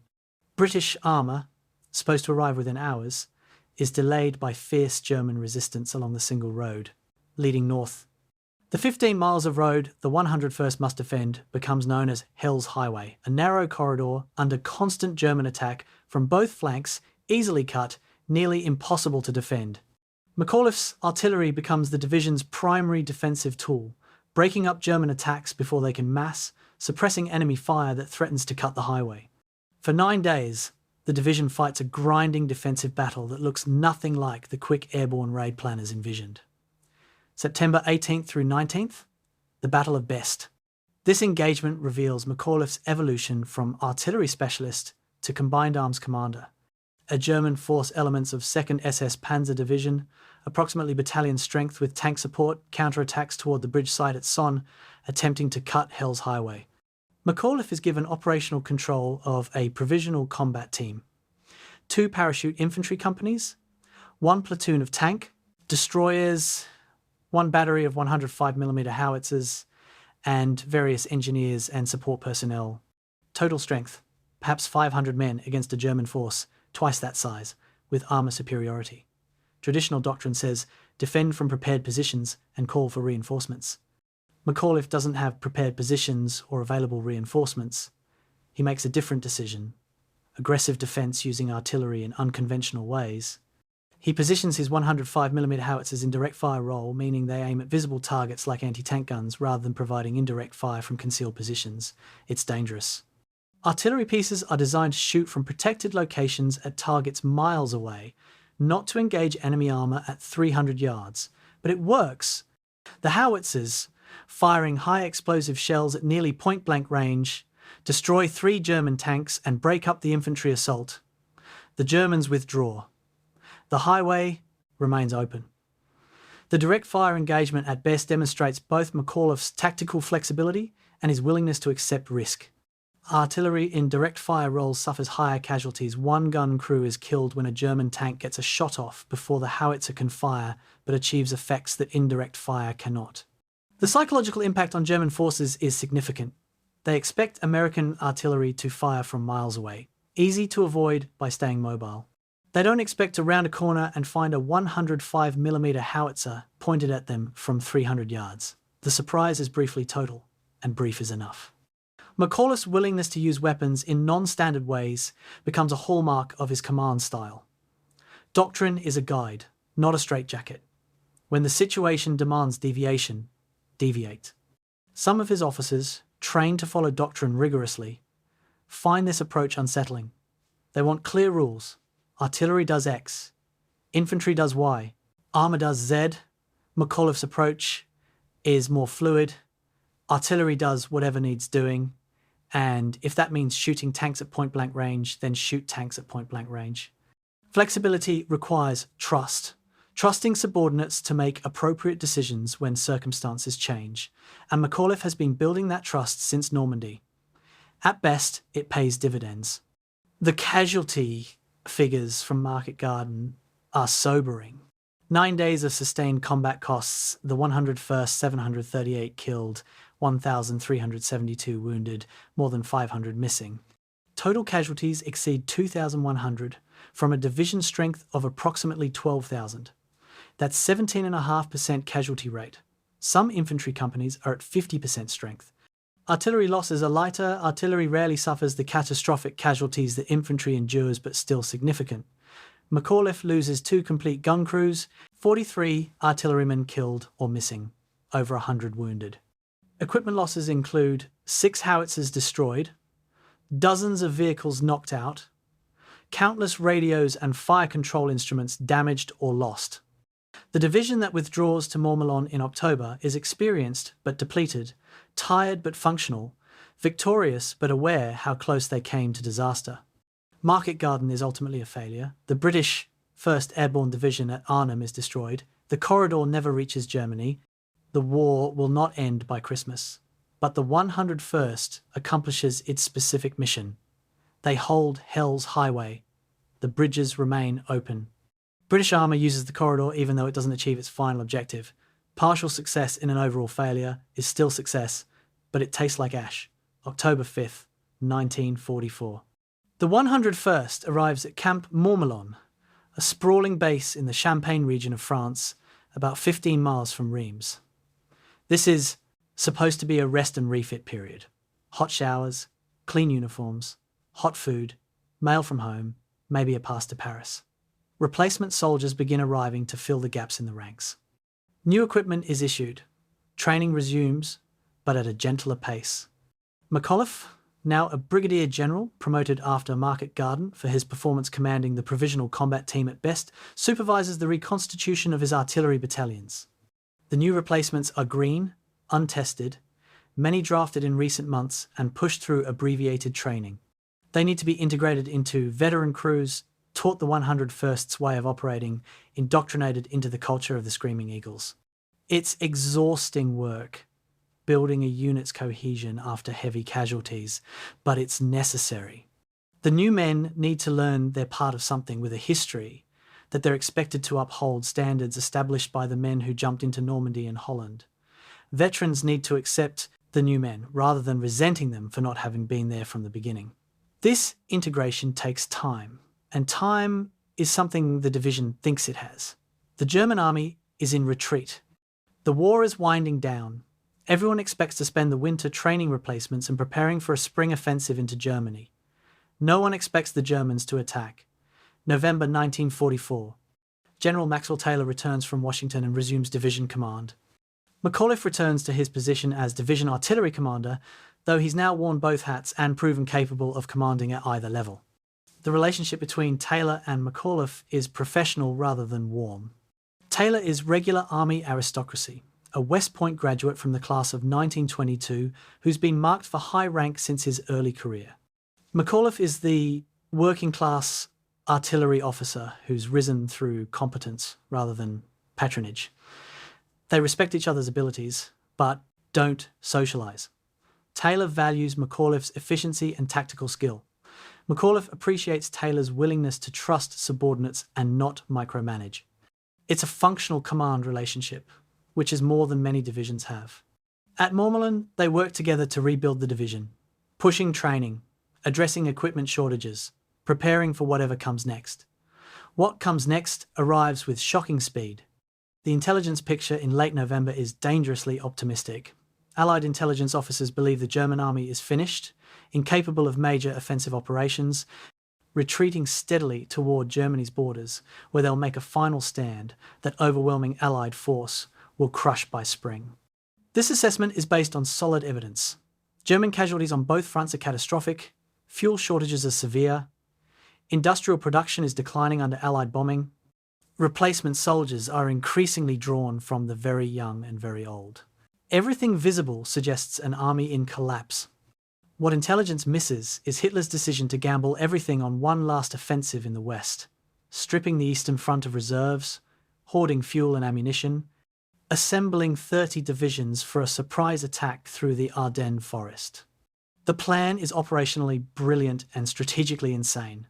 Punch through the thinly held Ardennes sector, drive to Antwerp, cut off British and Canadian armies in northern Belgium, force the Western Allies to negotiate a separate peace. It won't work. Germany lacks the resources to sustain a deep offensive, but it might inflict enough damage to delay Allied victory for months. Hitler names it Operation Wacht am Rhein, Watch on the Rhine, a defensive-sounding codename to conceal offensive intent. The deception works. Allied intelligence sees defensive preparations. They missed the massing of 30 divisions opposite the weakest sector of the American line. The Ardennes sector, stretching roughly 80 miles through Belgium and Luxembourg, is held by 4 American divisions. The 106th Infantry Division newly arrived, inexperienced. The 28th Infantry Division battered, Rebuilding after heavy casualties in earlier fighting, the 4th Infantry Division tired in the line too long, and the 9th Armoured Division scattered across the sector. 4 divisions defending 80 miles means each division holds 20 miles of front, triple the density doctrine recommends. But this is a quiet sector, a place to rest exhausted divisions and acclimate new ones before committing them to serious combat. The terrain, heavily forested hills, few roads, easily defensible, seems to preclude major offensive operations. The Ardennes is where nothing happens, and precisely because nothing happens there, it's the perfect place for something catastrophic to happen. The Germans understand this. They've used the Ardennes for surprise attacks before, in 1870, in 1914, in 1940. History is screaming a warning. No one is listening. The stage is set for the largest battle American forces will fight in World War II, and the 101st Airborne Division, resting at Mourmelon and rebuilding after Holland, has no idea they're about to be thrown into an inferno that will make Normandy and Market Garden look like training exercises. December 11, 1944. At Mourmelon, the mood is almost relaxed. Soldiers are playing football, American football, not soccer, on improvised fields. Some have passes to Paris and are enjoying the first real leave since jumping into Normandy 6 months ago. Mail call brings packages from home. Cookies, letters, photos of babies born after fathers deployed overseas. It's as close to normal as soldiers in a combat zone ever get. McAuliffe is working on routine matters, training schedules, equipment requisitions, personnel reports. His artillery battalions are at approximately 75% strength. Another month of replacements and training will bring them to full effectiveness. The war news is good. American and British forces are pressing toward the Rhine. Soviet armies are grinding through Poland toward Germany's eastern borders. The end seems close. In 5 days, everything will change. The phone will ring with emergency orders. The division will load onto trucks and drive into chaos. And McAuliffe will face the supreme test of his career, commanding a depleted division in an encircled town against overwhelming enemy forces with inadequate supplies and no prospect of early relief. He doesn't know any of this yet. For now, he's just another tired officer doing his job, unaware that history is about to tap him on the shoulder and thrust him into immortality. Bastogne is 100 miles away. In 5 days, it will be the only place that matters. Adlerhorst, Germany. December 11, 1944. Adolf Hitler stands before a map table in his command bunker, studying the Ardennes sector with intensity that makes his generals nervous.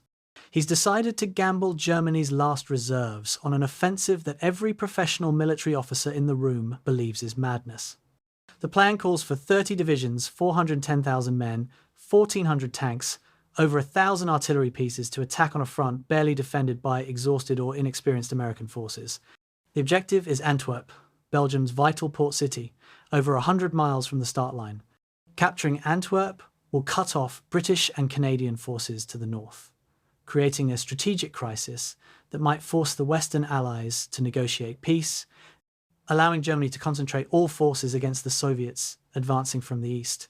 The plan requires perfect weather to ground Allied aircraft, perfect surprise to prevent American reinforcements from arriving quickly, perfect execution by forces that are neither trained nor equipped for the distances involved, and perfect luck with fuel. Germany's tanks will have to capture American fuel stocks to continue their advance.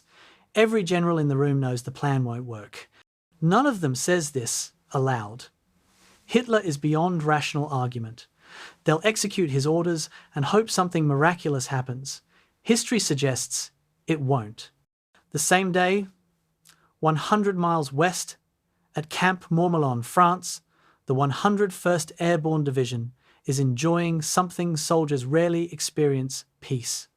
It's not actual peace, the war continues, men are dying on the front lines, but it's the peace of being in reserve, of eating hot meals and sleeping in actual beds instead of foxholes, of knowing you're not going to be shot at today or tomorrow. General Maxwell Taylor is in Washington for meetings. Colonel Anthony McAuliffe, as acting division commander, has the routine responsibility of maintaining training and discipline while giving men as much rest as possible. The division needs rest desperately. Between D-Day and Market Garden, they've been in sustained combat for over 4 months. Casualties have been replaced, but cohesion takes time to rebuild. The new soldiers need to become part of the team. The veterans need time to process what they've experienced and prepare mentally for what's coming. Everyone knows the war isn't over, that spring will bring the final push into Germany, that more men will die before Hitler surrenders. But spring is months away. For now, there's football and mail call, and the ordinary rhythms of military life when no one is actively trying to kill you. It's a fragile peace, and it's about to shatter. The Ardennes forest in December is beautiful and miserable simultaneously. The hills are covered in pine and hardwood trees, branches heavy with snow, visibility limited to 100 yards in most places. The few roads wind through valleys, easily blocked by obstacles or defended by small forces. The scattered villages, Belgian and Luxembourgish farming communities are ancient stone buildings clustered around medieval churches, populations that have watched armies pass through for centuries and learned to keep their heads down and survive. American soldiers stationed in the Ardennes consider it good duty. The Germans opposite them make little effort to attack. Artillery fire is sporadic, mostly harassment. Patrols encounter enemy patrols and exchange fire, but neither side pushes for decisive engagements. It's the Ghost Front, so called because nothing much happens there. The 4 American divisions defending the sector are grateful for the quiet. They've earned it through months of hard fighting elsewhere. They don't know that across the line, German forces are massing in unprecedented numbers, hidden by forest cover and radio silence, preparing for an attack that will explode out of the trees like a natural disaster. December 16th, 1944, 0530 hours.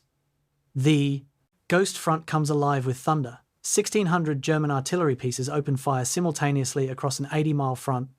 The barrage is brief by World War I standards, only 90 minutes, but concentrated and effective. American positions are plastered with high explosive and white phosphorus. Communications lines are cut. Observation posts are destroyed. Soldiers, jolted awake by explosions, scramble for foxholes and try to understand what's happening. At 0630, the artillery lifts. German infantry emerges from the forest. They're not advancing cautiously, probing for weaknesses. They're attacking in strength, battalion-sized formations supported by tanks and assault guns, moving fast along roads and trails, bypassing strong points, driving deep into American positions. The American divisions, under strength, spread thin, unprepared for major attack, fight back desperately, but they're overwhelmed by numbers and surprise. Radio reports flood back to higher headquarters, all saying the same thing: massive enemy attack, forces penetrated our lines, need reinforcements immediately. The reports arrive at Corps and Army headquarters, where staff officers study maps and try to determine if this is a local counterattack or something larger. By noon, the answer is clear. This is the something larger anyone imagined possible. The first reports of the German offensive reached Supreme Headquarters Allied Expeditionary Force at Versailles by late morning, December 16th. The initial assessment is that this is a spoiling attack, an effort to disrupt Allied preparations for offensives further north. The scale seems too large for a mere spoiling attack, but intelligence officers are reluctant to admit they've been completely surprised. By evening, the scale of the attack is undeniable. Multiple German corps are attacking on a broad front. American positions are collapsing. Communications with some units have been lost entirely. General Dwight Eisenhower, Supreme Allied Commander, makes a critical decision. Send reinforcements immediately, before the situation is fully understood, because waiting for perfect information means losing time that can't be recovered. The closest available reserves are the airborne divisions, the 82nd and 101st, both resting in France after Market Garden. Orders go out. Move to the Ardennes immediately, destination to be determined, mission to be issued upon arrival. The airborne divisions are mechanised by necessity. They don't have their own vehicles, so they're always moved by truck or glider, which makes them ideal for rapid deployment. Within hours of receiving orders, they'll be moving. Where they're going and what they'll do when they arrive are questions still being answered. December 17th, afternoon, Camp Mourmelon. Colonel McAuliffe receives a phone call from 18th Airborne Corps headquarters. The orders are brief. Prepare for immediate movement, full.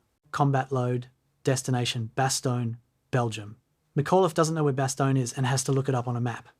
It's a market town in the Belgian Ardennes, population approximately 4,000. Notable for nothing except its location, 7 roads converge there, making it a transportation hub in a region where roads are scarce. The mission is equally vague. Proceed to Bastogne and defend it. Against what? For how long? With what support? These questions have no answers yet. McAuliffe begins issuing orders in his characteristic style. Brief, clear, assuming his subordinates will figure out details. Pack for sustained combat. Load ammunition and rations. Prepare to defend, not attack. Every available vehicle will be needed. The division's own trucks, plus whatever, can be commandeered from supply depots. Departure time. As soon as vehicles arrive, which means tomorrow morning at earliest. McAuliffe allows himself one moment of concern about General Taylor's absence. The division commander is still in Washington, unable to return in time, then dismisses it. He's commanded the division before, he'll do it again. The mission doesn't change whether Taylor's name or his name is on the order. December 18th, 0900 hours. The convoy begins departing Mourmelon. 380 trucks carrying 11,000 men, plus artillery, ammunition, medical supplies, and equipment. The convoy stretches for miles. The weather is cold, overcast, threatening snow. The men don't know where they're going or what they're being sent to stop, but they know it's serious. You don't scramble an entire division on 12 hours' notice unless something has gone catastrophically wrong. The mood is tense. Some soldiers write last letters home before departing, recognizing that rapid deployment to an unknown crisis rarely ends well.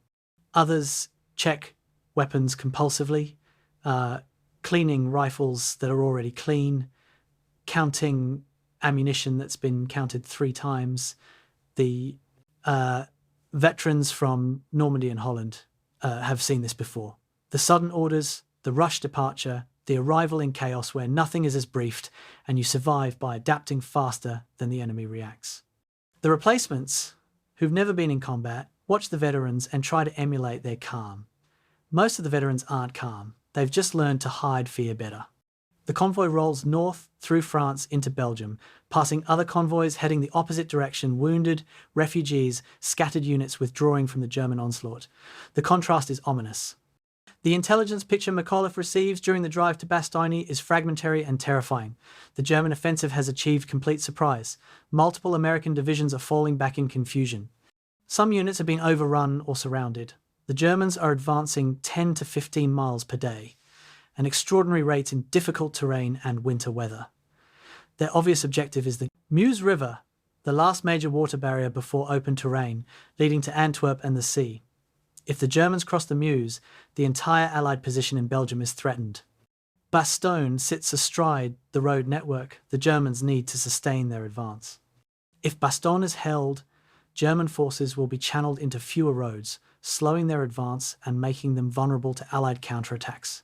If Bastogne falls, the Germans gain unrestricted access to the road network and their advance accelerates.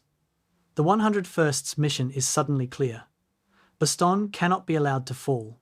No matter the cost, no matter how long it takes for relief to arrive, the town must be held. McAuliffe understands immediately that he's being asked to sacrifice his division if necessary. It's the logic of war. 11,000 men are acceptable losses if their sacrifice delays a German advance that threatens 100,000 Allied soldiers. He doesn't share this calculation with his men. He just prepares them for the hardest fight they've ever faced. The convoy reaches Bastogne on the night of December 18th. The town is in chaos. Streets are clogged with American vehicles heading west, away from the German advance. Wounded men are everywhere, walking wounded, helping more seriously injured comrades toward aid stations that are already overwhelmed. Civilians mill around, some trying to evacuate, others staying in cellars and hoping to survive whatever comes. French-speaking Belgian civilians try to communicate with American soldiers who speak only English, creating confusion about what's happening and where German forces are located. McAuliffe establishes his headquarters in the Heinz Barracks on the northwest edge of town, a Belgian army installation that's already sheltering hundreds of American stragglers from units overrun in the initial German assault. He meets with General Troy Middleton, commander of 8th Corps, whose headquarters is being evacuated to the west. Middleton's orders are blunt. hold Bastogne. McAuliffe asks for clarification. What forces are available? What's the expected duration of the defence? What relief operations are planned? Middleton doesn't have answers. The situation is too fluid. Just hold the town as long as possible. Reinforcements are coming. Combat Command B of the 10th Armoured Division is already in Bastogne, giving McAuliffe about 40 Sherman tanks, but no one knows when additional help will arrive, or even if it will arrive. McAuliffe salutes. Middleton evacuates. The 101st is alone. December 19th, dawn. McAuliffe conducts a rapid reconnaissance of Bastogne's surroundings with his staff. The terrain is not encouraging for defence. Bastogne sits in a shallow valley, surrounded by low ridges. The ridges provide observation and cover for attackers, while the town itself is exposed to artillery fire from any direction. The 7 roads radiating from town toward Hofelize, Marche, Arlon, Neuchâteau, Wiltz, Clairvaux, and Longuevilly all must be defended. But the division doesn't have enough troops to defend every approach in strength. McAuliffe makes quick decisions. Establish a perimeter roughly 16 miles in circumference. Position infantry battalions to cover the most likely German approaches. Hold the ridge lines when possible. Keep a small reserve, 1 battalion, to respond to breakthroughs. Use artillery aggressively to break up German attacks before they reach American positions. It's a thin defence, vulnerable to determined attack from any direction, but it's the best possible given available forces. By afternoon, units are moving into position. By evening, Combat Command R of 9th Armoured Division arrives, adding another 1,000 men and critical tank destroyers that can engage German armour. McAuliffe now commands approximately 18,000 men, a respectable force, but the Germans encircling Bastogne number at least 45,000, with significant tank and artillery superiority. The mathematics are not promising. But mathematics don't account for determination, and McAuliffe has no intention of surrendering, no matter what the numbers say. Bastogne will hold, because failure is not an option. The siege is about to begin. December 19th, 1944, 2300 hours. Anthony McAuliffe stands on the 2nd floor of Heinz Barracks, looking at a map illuminated by a single lantern. The map shows Bastogne at the centre with 7 roads radiating outward like spokes. Red marks indicate reported German positions, enemy forces to the north, south, east and west. The encirclement is not yet complete. Vehicles are still arriving from the east, stragglers from units overrun during the initial German assault, but it will be complete soon. McAuliffe has perhaps 12 hours before the last roads are cut.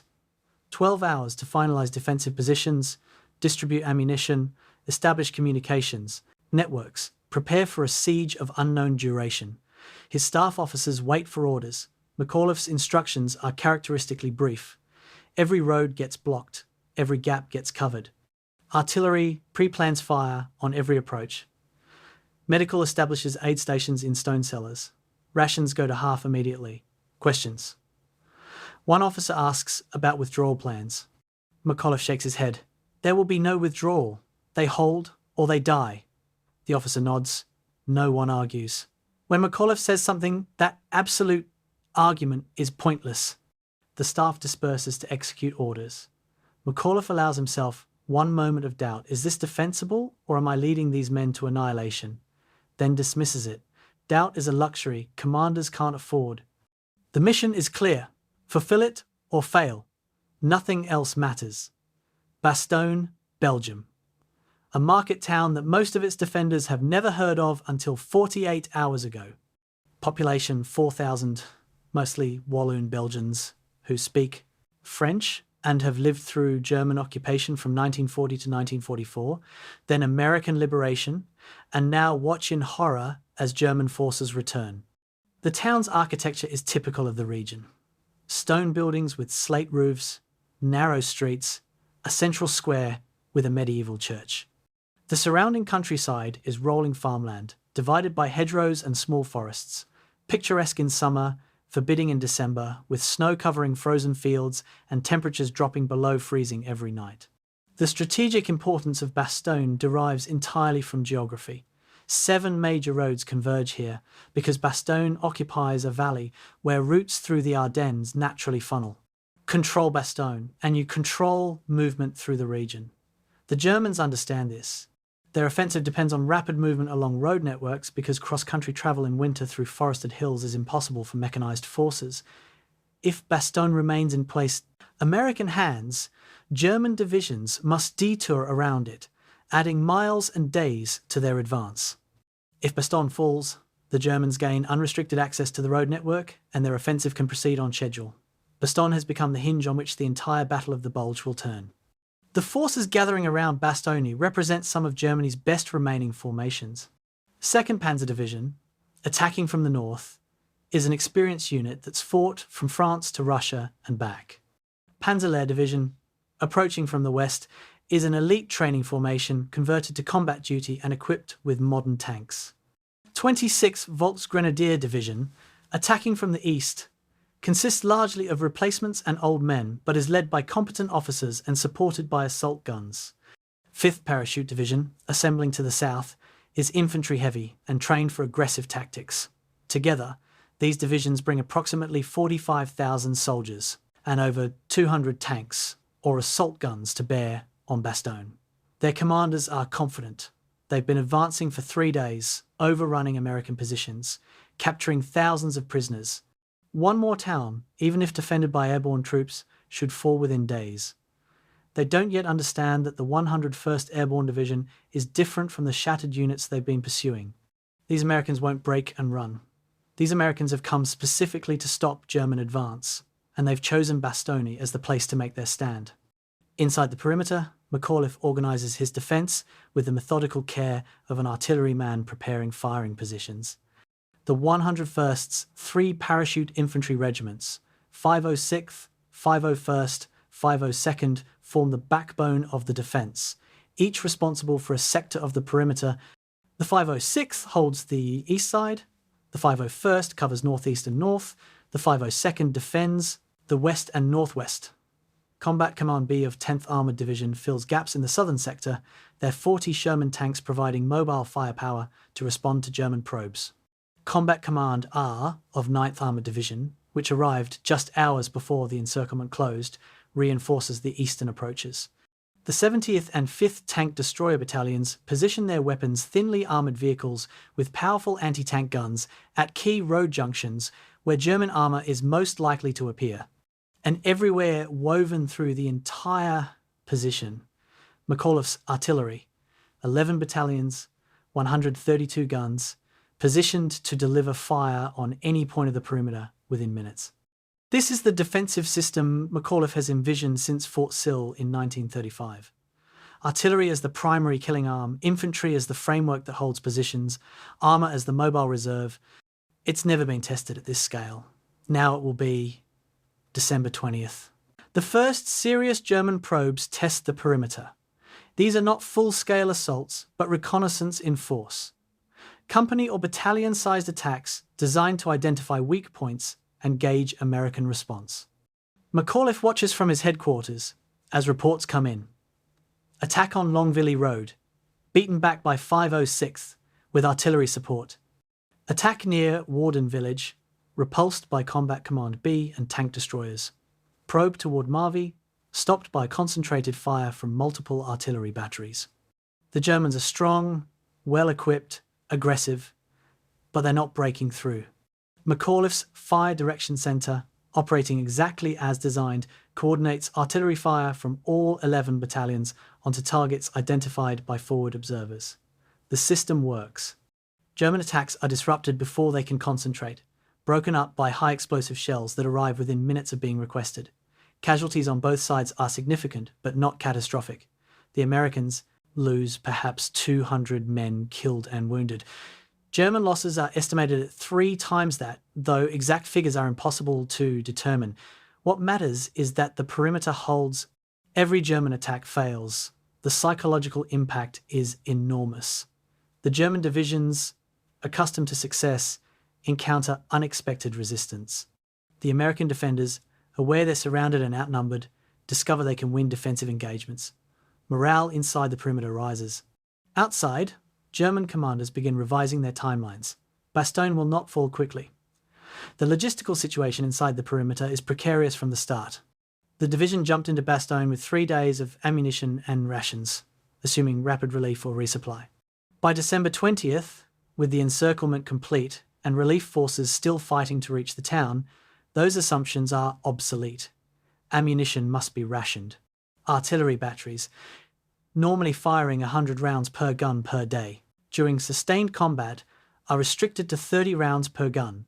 Infantry companies hoard rifle ammunition, knowing resupply is impossible. Food is rationed to half portions, 1 K ration per man per day instead of 2. Medical supplies are critically short. The division's medical company is treating hundreds of wounded with insufficient morphine, bandages, and surgical supplies. Amputations are performed without anesthesia. Men die from wounds that would be survivable with adequate supplies. The cold is another enemy. Temperatures drop below 0 Fahrenheit at night. Soldiers lack adequate winter clothing. Many still wear the same uniforms they left Mourmelon in, designed for autumn weather, not winter siege. Frostbite and trench foot become epidemic. Weapons freeze. Vehicles won't start. Hot food is impossible. Fires would draw artillery. Men huddle in foxholes, shivering, watching for German attacks through the darkness. McAuliffe's leadership during these early days establishes the tone for the entire siege. He moves constantly, visiting forward positions, talking to soldiers in foxholes, observing enemy positions through binoculars, returning to headquarters to adjust defensive plans based on what he's seen. He doesn't issue flowery speeches or try to inspire through rhetoric. He inspires through presence and competence. Soldiers see their commander in the same danger they face and take confidence from his calm. Officers receive clear direction, hold your position, conserve ammunition, call for artillery when needed, report situations honestly without exaggeration or panic. When a battalion commander reports his position is untenable and requests permission to withdraw, McAuliffe visits the position personally, assesses the situation, and denies the request. The position is difficult but defensible. Hold it. The battalion commander holds it. Another commander requests massive artillery support to break up a German assembly area. McAuliffe denies the request. Artillery ammunition is too precious to waste on targets that aren't actively attacking. Wait until they move, then we'll kill them efficiently. The commander waits. When the Germans attack, artillery fire breaks them apart. These decisions, personal, specific, based on direct observation rather than rear area estimates, create trust. Officers know their commander understands their situations because he's seen them personally. They know his orders are based on reality, not optimistic assumptions. This trust becomes the foundation that allows the defence to endure. December 21st. Fog descends on Bastogne, thick and impenetrable, reducing visibility to 100 yards. The fog is tactically advantageous for the Germans. It grounds Allied aircraft and allows German forces to move and concentrate without fear of air attack, but it also creates opportunities for American defenders. Artillery forward observers, unable to see distant targets, focus on pre-registered defensive fires, carefully calculated artillery concentrations on likely German approach routes, targets that have been surveyed in advance and can be engaged without observation. When German attacks develop out of the fog, appearing suddenly at close range, forward observers call for fire on pre-registered targets. Shells impact within minutes. German formations are shattered by fire they never see coming. This is McAuliffe's artillery doctrine functioning exactly as designed. Responsive, flexible, lethal. But the fog also brings fear. Soldiers in forward positions hear enemy movement engines, voices, equipment clattering, but can't see the source. German infiltration teams probe the perimeter, testing for weak points, sometimes penetrating into American positions before being discovered and killed. The fog amplifies every sound, makes every shadow threatening, transforms a defensive position into a sensory nightmare. Men fire at sounds, at shadows, at their own imagination. Officers struggle to maintain discipline. McAuliffe's response is practical. Accept that fog creates fear. Manage the fear rather than pretending it doesn't exist. Focus on the mission. Fear is normal. Panic is unacceptable. The distinction matters. The civilian population of Bastogne adds complexity to the defence. 4,000 Belgian civilians are trapped in the town, unable to evacuate, sheltering in cellars and basements while combat rages overhead. Some cellars hold dozens of people, families with children, elderly unable to flee, refugees from surrounding villages who fled to Bastogne thinking it was safe. American medics share their inadequate supplies with wounded civilians. Soldiers give food to Belgian children. The civilians, terrified but grateful, provide intelligence about German positions and sometimes risk their lives carrying messages between American units when radios fail. The relationship between defenders and civilians becomes symbiotic. Civilians help Americans navigate the town and surrounding area. Americans protect civilians from German fire and share what little they have. It's a small example of why World War II is remembered differently than other conflicts. Moments of humanity persisting in conditions designed to destroy humanity. McAuliffe, touring the town, sees Belgian families huddled in freezing cellars and orders his quartermaster to distribute any spare blankets to civilians. The quartermaster protests American soldiers are freezing too. McAuliffe overrules him. These people are our responsibility. Take care of them. It's a small gesture, meaningless in the larger context of the battle, but it matters to the families who receive those blankets. Sometimes small gestures are the only thing that matters. December 21st, evening. The last road into Bastogne is cut. The encirclement is complete. 18,000 American soldiers are surrounded by 45,000 Germans. No supplies are coming in. No wounded are being evacuated. Communication with higher headquarters is intermittent. Radio signals are unreliable, and German forces monitor American frequencies, sometimes jamming transmissions or broadcasting false information. McAuliffe and his staff gather in the map room at Heinz Barracks. The situation is clear. They're on their own for an indefinite period. Ammunition is already running low. Food will last perhaps 4 more days at current rationing. Medical supplies are critical. Winter clothing is insufficient. The only advantages the Americans possess are interior lines. They can move forces across the perimeter faster than Germans can move around it, and artillery superiority in responsiveness, if not numbers. Everything depends on holding long enough for relief forces to break through. How long is long enough? No one knows. McAuliffe addresses his staff with his usual brevity. We came here to stop the Germans. We're stopping them. Keep doing what you're doing. It's not an inspiring speech. It's a statement of fact. They're accomplishing the mission. Continue accomplishing it. The staff returns to work. Outside, in the frozen darkness, soldiers huddle in foxholes and wonder how long they can survive what's coming. The answer will be determined not by strategy or firepower, but by will.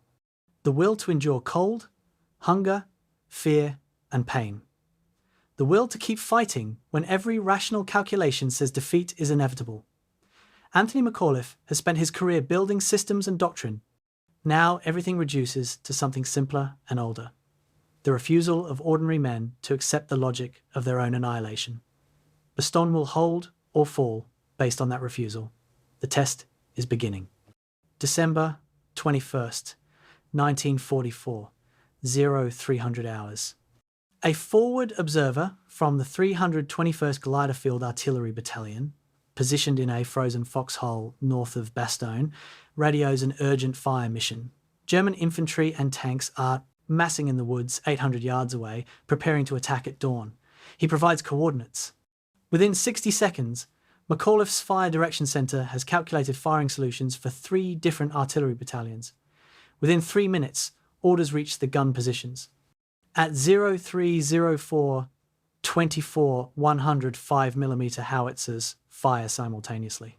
96 high-explosive shells arc through the darkness and impact within a 15-second window on the German assembly area.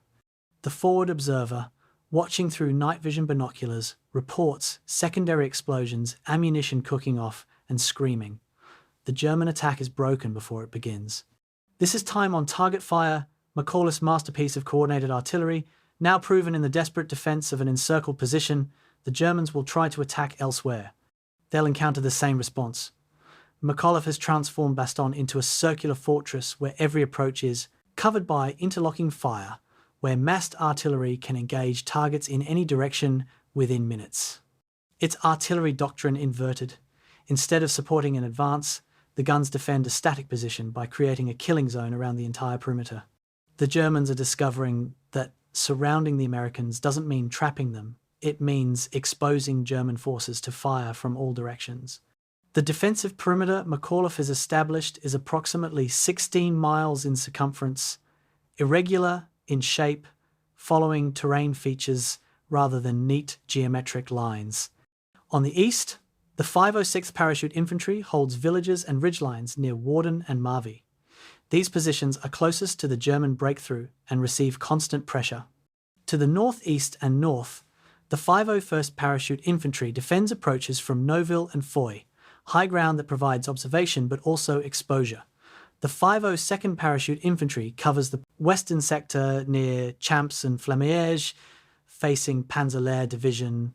The southern sector is held by Combat Command B of 10th Armoured Division, backed by Combat Command R of 9th Armoured. This is the strongest part of the line because it holds the roads to Arlon and Neuchâteau, the most likely relief routes. Between these major positions are gaps, some hundreds of yards wide, covered only by artillery fire and small patrols.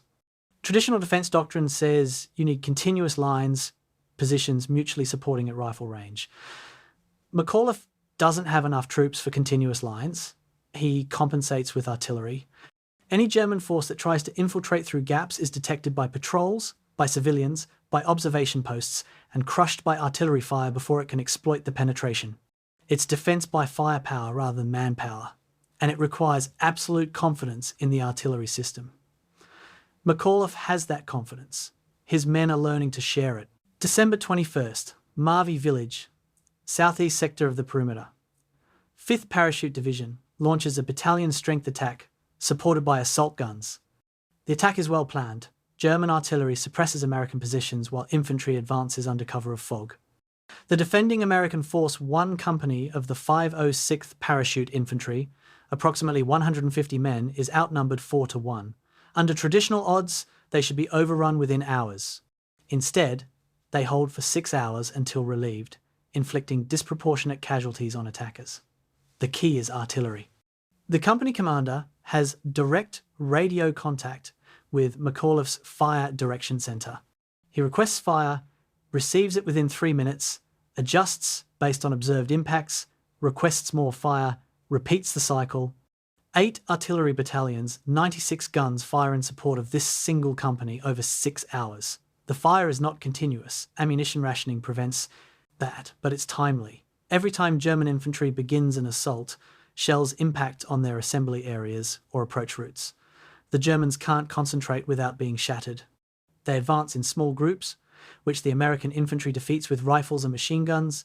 German casualties are estimated at over 300, American casualties are 41.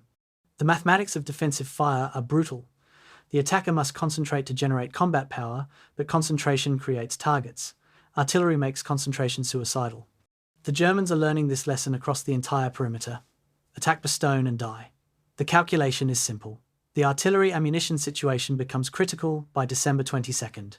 Each 105mm howitzer started the siege with approximately 150 rounds. After 3 days of sustained defensive fire, most guns are down to 30 rounds or fewer. 30 rounds is 3 hours of combat at normal. Expenditure rates. If German forces launch simultaneous attacks on multiple sectors, the artillery could be reduced to silence within hours, and without artillery support, the infantry positions will be overrun. McAuliffe faces an impossible decision: ration ammunition even more severely, accepting that some infantry positions may fall for lack of fire support, or expend ammunition at current rates and risk exhausting stocks completely. He chooses a middle path. Artillery fires only on targets that threaten immediate breakthrough. Harassment fire ceases. Preparatory fires before infantry attacks cease. Counter-battery fire artillery dueling with German artillery ceases. Every shell must achieve a tactical result, must stop an actual attack or destroy an actual threat. Anything less is waste. This policy forces forward observers to make life and death judgments. Is this target important enough to justify expending shells? Officers learn to wait, holding fire, while German forces mass, then call for fire at the last possible moment when maximum enemy forces are exposed. It's psychologically agonizing watching enemies prepare to attack, knowing you could disrupt them, but waiting until they're closer to ensure maximum efficiency. But it works. Ammunition lasts longer. German attacks still fail.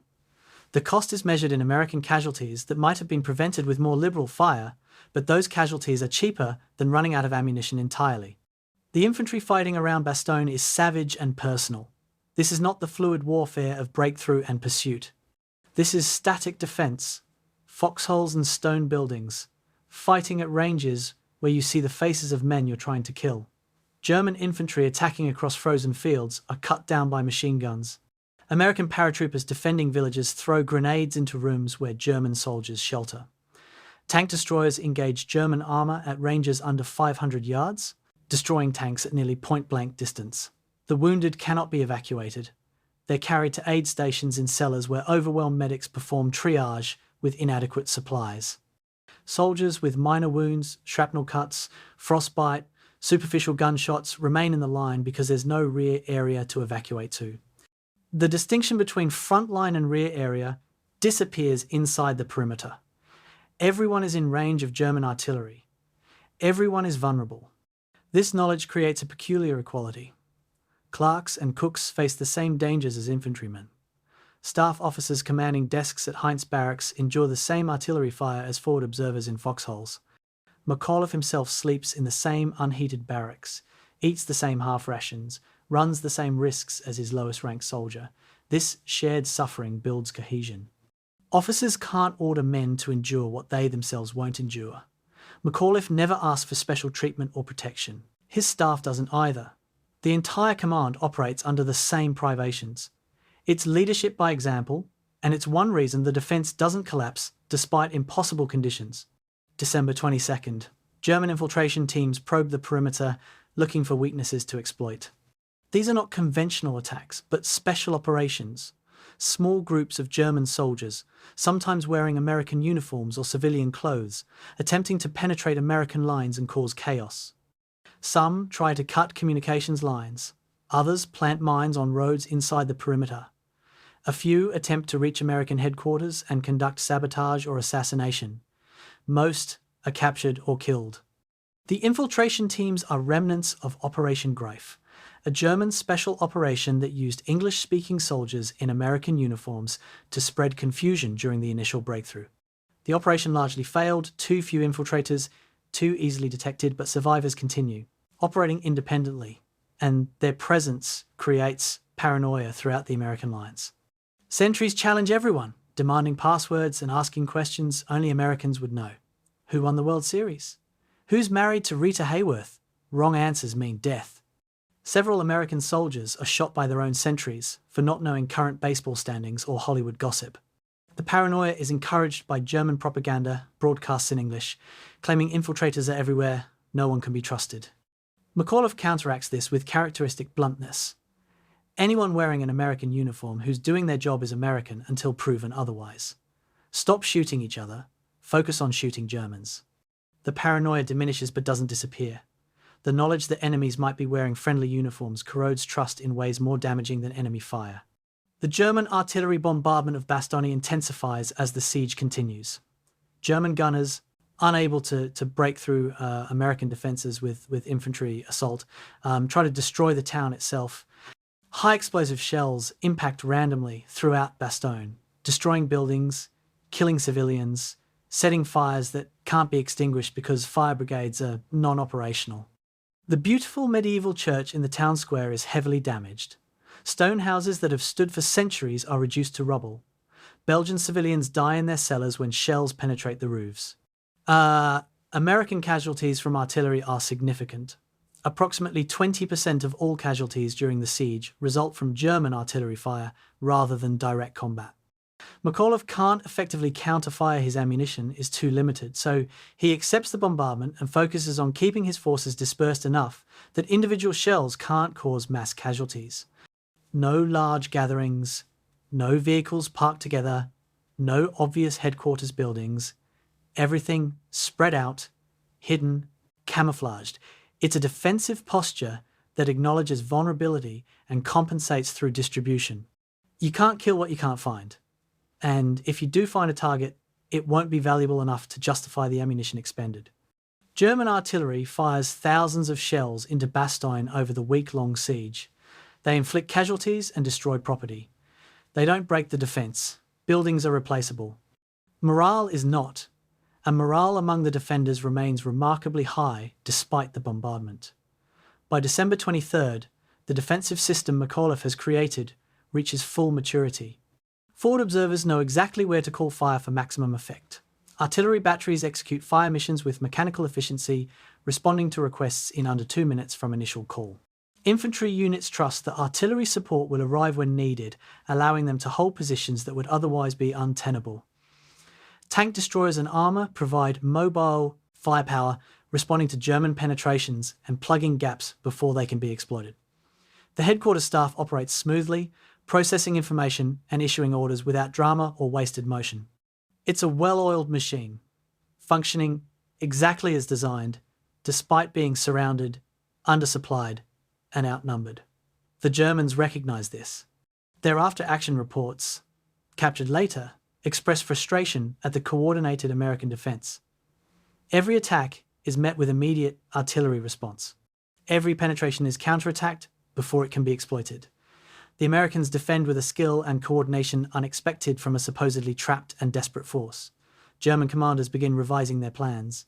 Bastogne will not fall to direct assault. Different approaches are needed. Perhaps siege warfare, starving the garrison through encirclement. Perhaps negotiation, offering surrender terms that allow the Americans to withdraw with honour. These discussions occur at German headquarters, while American soldiers crouch in frozen foxholes, unaware that the enemy is considering options beyond annihilation. All the Americans know is that they're still alive, still holding, still refusing to break despite every pressure applied. McAuliffe's system is working. The question is whether it can work long enough for relief to arrive. Relief is coming, but slowly, fighting through German resistance every mile. The garrison at Bastogne must hold 3 more days. 3 days feels like eternity when you're cold, hungry, and under constant attack. But eternity is just another mission. Complete it or die trying. There is no third option. December 21st, 1944, evening. The aid station in the Bastogne Seminary is a vision of controlled horror. Wounded men lie on the stone floor, packed so tightly that medics must step over them to reach new casualties. The air smells of blood, antiseptic, gangrene, and fear. Major Douglas Davidson, the division surgeon, moves through the chaos, performing triage with supplies that ran out hours ago. Morphine is gone, bandages are gone, plasma for transfusions is almost gone.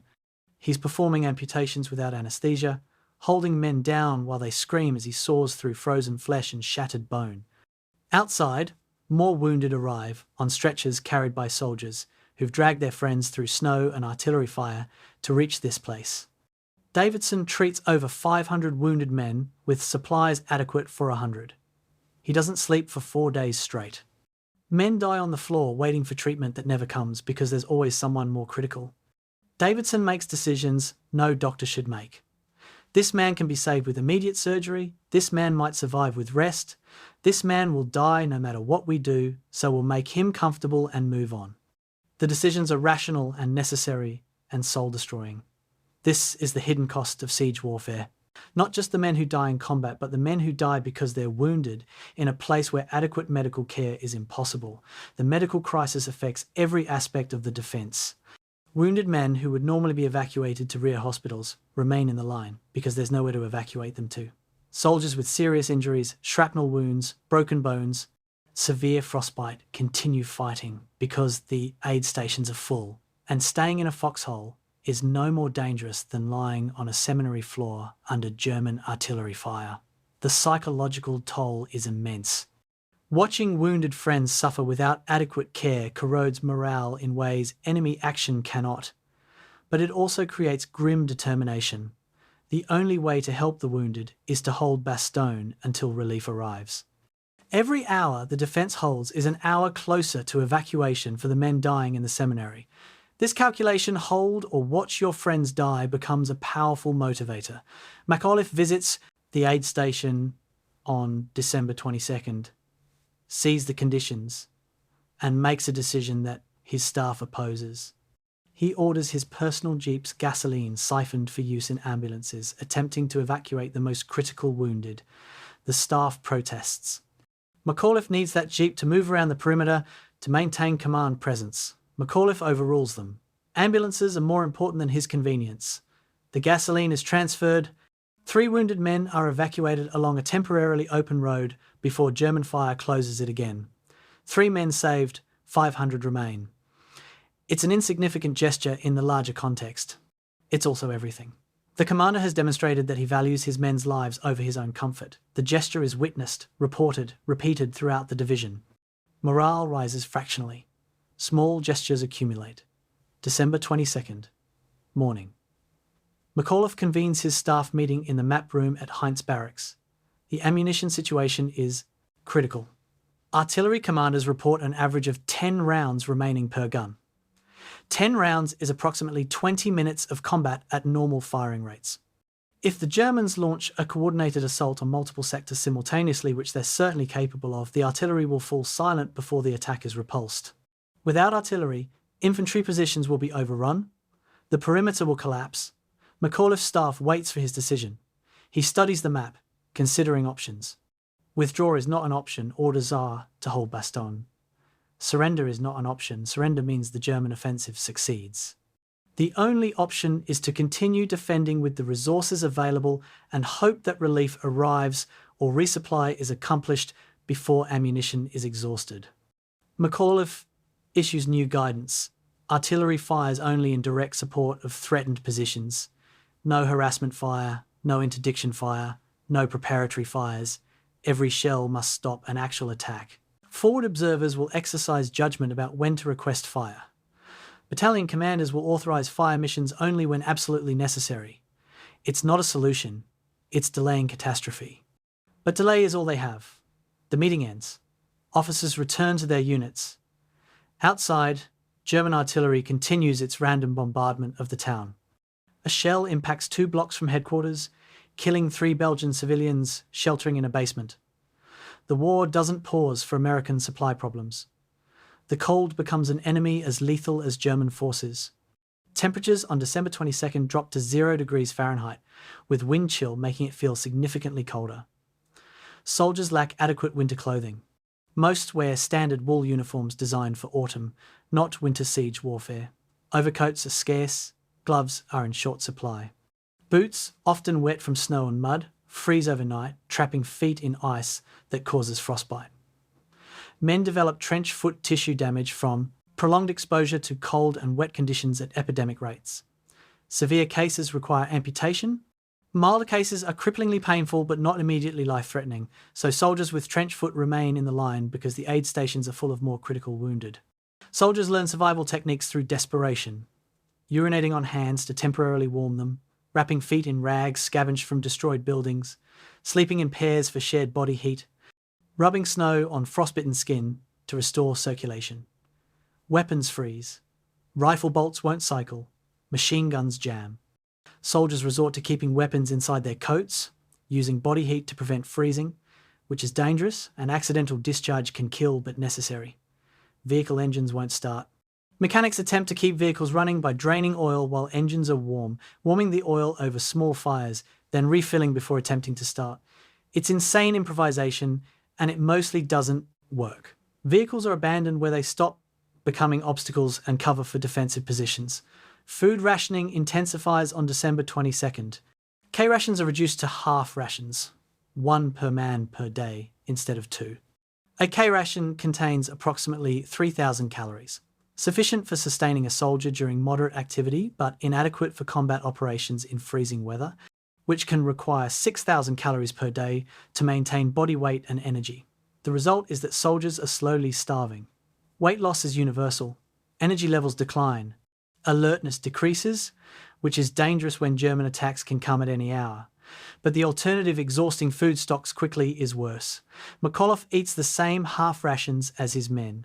His staff does the same. There's no special food for officers, no supplemental rations from hidden stocks. Everyone shares the same privation. This equality of suffering is critical to maintaining morale. Soldiers, will endure hardship if they believe hardship is shared equally. They'll mutiny if they discover officers are eating while they starve. McAuliffe understands this instinctively. Leadership during crisis is not about maintaining privilege. It's about demonstrating that privilege has been voluntarily abandoned because the mission matters more than personal comfort. His staff officers, many from privileged backgrounds, learn this lesson under McAuliffe's command. Some internalize it and become better leaders. Others resent it but comply because non-compliance means relief from command. Either way, the standard is enforced. December 22nd, afternoon. German Operation Greif survivors continue infiltration operations despite heavy losses.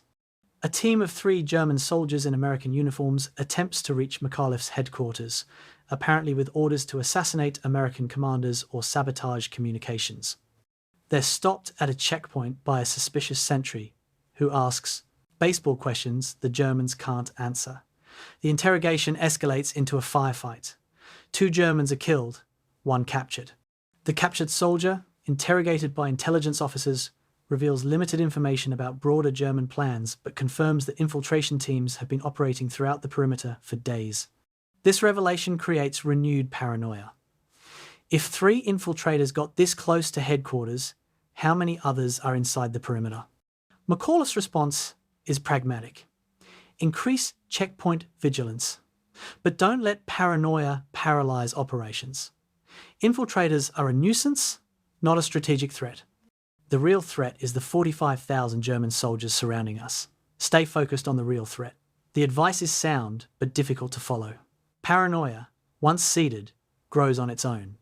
Soldiers see enemies in every shadow, question every order, suspect every unfamiliar face.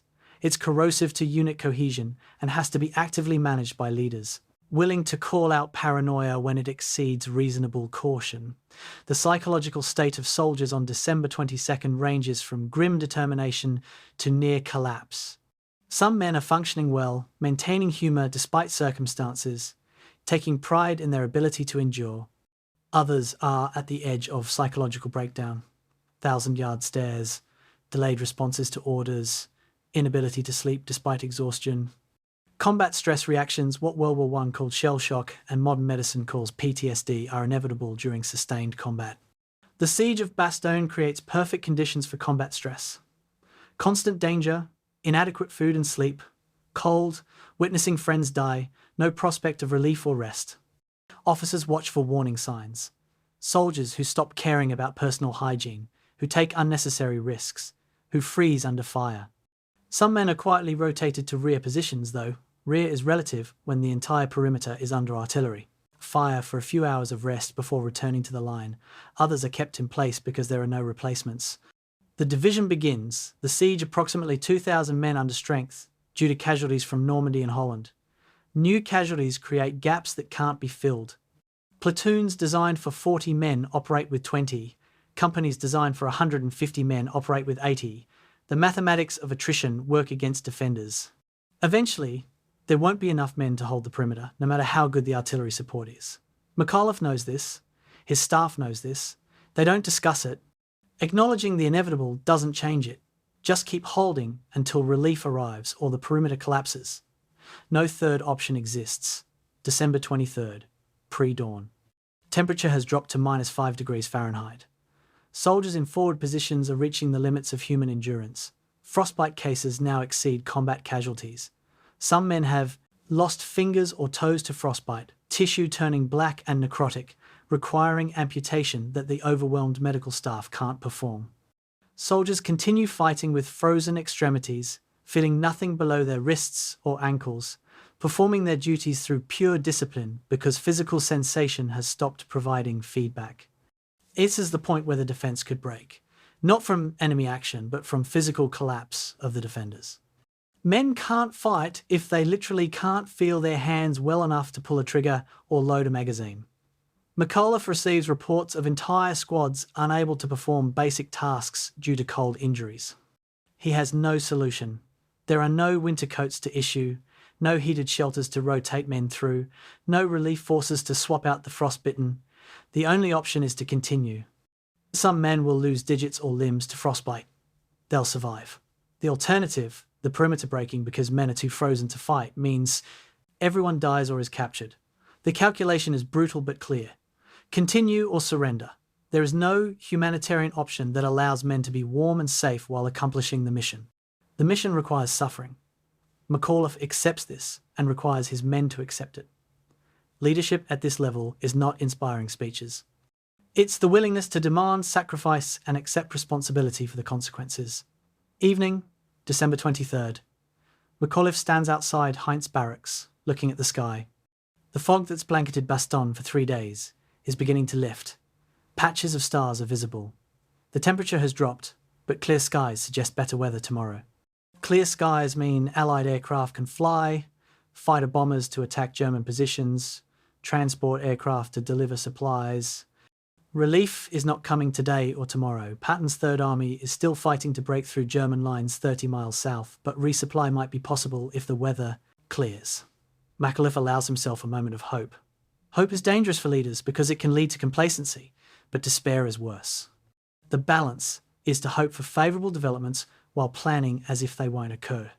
If the weather clears, if aircraft arrive, if supplies are dropped, the defence becomes sustainable. If the weather remains overcast, if resupply fails, the garrison has perhaps 48 hours before ammunition exhaustion forces either surrender or a suicidal breakout attempt. McAuliffe doesn't share these calculations with his men. They don't need to know how close they are to catastrophe. They need to believe their commander has a plan, and that plan will work. McAuliffe's plan is simple. Hold until relief arrives. It's not much of a plan. It's all he has. Inside the barracks, staff officers work through the night, updating casualty lists, tracking ammunition expenditure, coordinating defensive preparations. Outside, in frozen foxholes around the perimeter, soldiers wait for dawn and whatever it brings. They've survived 6 days in hell. They can survive more if necessary. That belief that survival is possible through sheer refusal to quit is what keeps the defence functioning. Tomorrow the weather will clear. Tomorrow changes everything. But tonight is still dark, cold, and frightening. Tonight, they endure. December 22nd, 1944, 11:30 hours.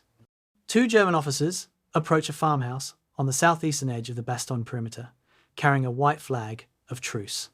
Major Wagner and Lieutenant Helmuth Henke are staff officers from the 47th Panzer Corps, sent by Lieutenant General Heinrich von Luttwitz with a message for the American commander. They're blindfolded by American sentries from F Company, 327th Glider Infantry Regiment, and led to the company command post in the Kessler farmhouse. The American officers Captain James Adams and his interpreter receive the German emissaries with correct military courtesy and accept the sealed envelope they carry. The envelope contains a typed ultimatum in English, formatted with German precision, offering the Americans one opportunity to avoid annihilation. The German officers wait while the message is read. They've been instructed to wait 2 hours for a reply. They expect negotiation, perhaps a request to evacuate wounded, maybe terms for honourable surrender. What they don't expect is what's about to happen. A single word that will echo across history, spoken first as profanity and then transformed into the most famous rejection of surrender in American military history. The ultimatum travels up the chain of command with remarkable speed. Captain Adams reads it, recognises its importance, and immediately sends a runner to regimental headquarters. Colonel Joseph Harper, commanding the 327th, reads the message and understands that this decision belongs to division command, not regimental. He dispatches a jeep to carry the ultimatum to McAuliffe at Heinz Barracks in Bastogne. The journey takes 15 minutes through streets damaged by artillery fire, past Belgian civilians watching with fearful eyes, past American soldiers manning defensive positions who have no idea their commander is about to receive a demand to surrender. The ultimatum arrives at division headquarters at approximately noon. McAuliffe is in conference with his operations officer, discussing ammunition rationing and defensive positions. A staff officer interrupts, hands him the envelope. McAuliffe opens it and reads, "The message is remarkable for its combination of formal courtesy and threatening menace. It begins by acknowledging the American garrison's brave defence, then explains that the Americans are surrounded by superior forces with overwhelming artillery and armour, continued resistance is pointless, the fortune of war has turned against the Americans. To avoid unnecessary bloodshed, and total annihilation, the German commander offers one opportunity for honorable surrender. The full text of the German ultimatum deserves attention because the audacity of its content makes McAuliffe's response even more perfect. To the USA, commander of the encircled town of Bastogne, the fortune of war is changing. This time the USA forces in and near Bastogne have been encircled by strong German armoured units. More German armoured units have crossed the river Althe near Orthoville, have taken Marche and reached Streethuber by passing through Hompre-Sibret-Tillet. Libremont is in German hands. There is only one possibility to save the encircled US, troops from total annihilation. That is the honourable surrender of the encircled town. In order to think it over, a term of 2 hours will be granted, beginning with the presentation of this note. If this proposal should be rejected, 1 German artillery corps and 6 heavy A battalions are ready to annihilate the USA troops in and near Bastogne. The order for firing will be given immediately after this 2 hours term. All the serious civilian losses caused by this artillery fire would not correspond with the well-known American humanity. The German commander. The message is signed by von Lüttwitz's chief of staff. It combines threat 6 heavy anti-aircraft battalions, artillery corps ready to annihilate with appeal to humanitarian concerns about civilian casualties. It's psychological warfare designed to make surrender seem reasonable, even noble. It might work against a commander who's calculating odds and accepting reality. It has no chance of working against Anthony McAuliffe. McAuliffe's first response is spontaneous and profane. He reads the ultimatum aloud to his staff, and when he finishes, he says, "Ah, nuts." Not shouted, not dramatic, just a dismissive expression of contempt for an absurd demand. His staff officers, accustomed to McAuliffe's brevity, assume he's reacting emotionally and will now formulate a proper military response. They wait for him to dictate a formal rejection. The acting commander of the 101st Airborne Division has received your ultimatum demanding surrender. After careful consideration of tactical situation and in accordance with orders from higher headquarters, this demand is rejected. American forces will continue defending Bastogne and request that German forces govern themselves accordingly. Signed, Brigadier General Anthony C. That's the proper format. The military protocol, the expected response. McAuliffe doesn't dictate anything. He returns to discussing ammunition rationing with his operations officer, as if the German ultimatum is too trivial to warrant attention. His staff exchanges glances. Someone needs to prepare a written response for the German emissaries. Colonel Harry Kinnard, the division operations officer, makes a suggestion that changes everything. That first remark of yours would be hard to beat, General. McAuliffe looks up, confused. What remark? Kinnard reminds him, "You said nuts." McAuliffe considers this. Then he nods. "Write it down and send it back." Kinnard is uncertain. "Just the one word?" McAuliffe confirms. Just the one word. The response is typed on a single sheet of paper. No formal letterhead, no military protocol, just one word in capitals followed by the signature, "Nuts," the American commander. Some accounts add an exclamation point, others don't. The original document, preserved in archives, shows just the word, the signature, and McAuliffe's rank. It's handed to Colonel Harper with instructions to deliver it to the German emissaries. Harper drives back to F Company's position at the Kessler farmhouse, where Major Wagner and Lieutenant Henker have been waiting for 90 minutes. The German officers stand when Harper arrives, expecting formal surrender negotiations, or at least a request for additional time to consider terms. Harper hands them the paper. They read it. Wagner's face shows confusion. He asks Harper, through the interpreter, what the word means. Harper, enjoying the moment, provides clarification. In plain English, it's the same as "go to hell." And I will tell you something else. If you continue to attack, we will kill every goddamn German that tries to break into this city. Wagner's face hardens. Henke asks if this is the official response. Harper confirms it is. The German officers click their heels, salute with correct military courtesy, replace their blindfolds, and are escorted back to German lines. They carry with them the single-word rejection that will become legend.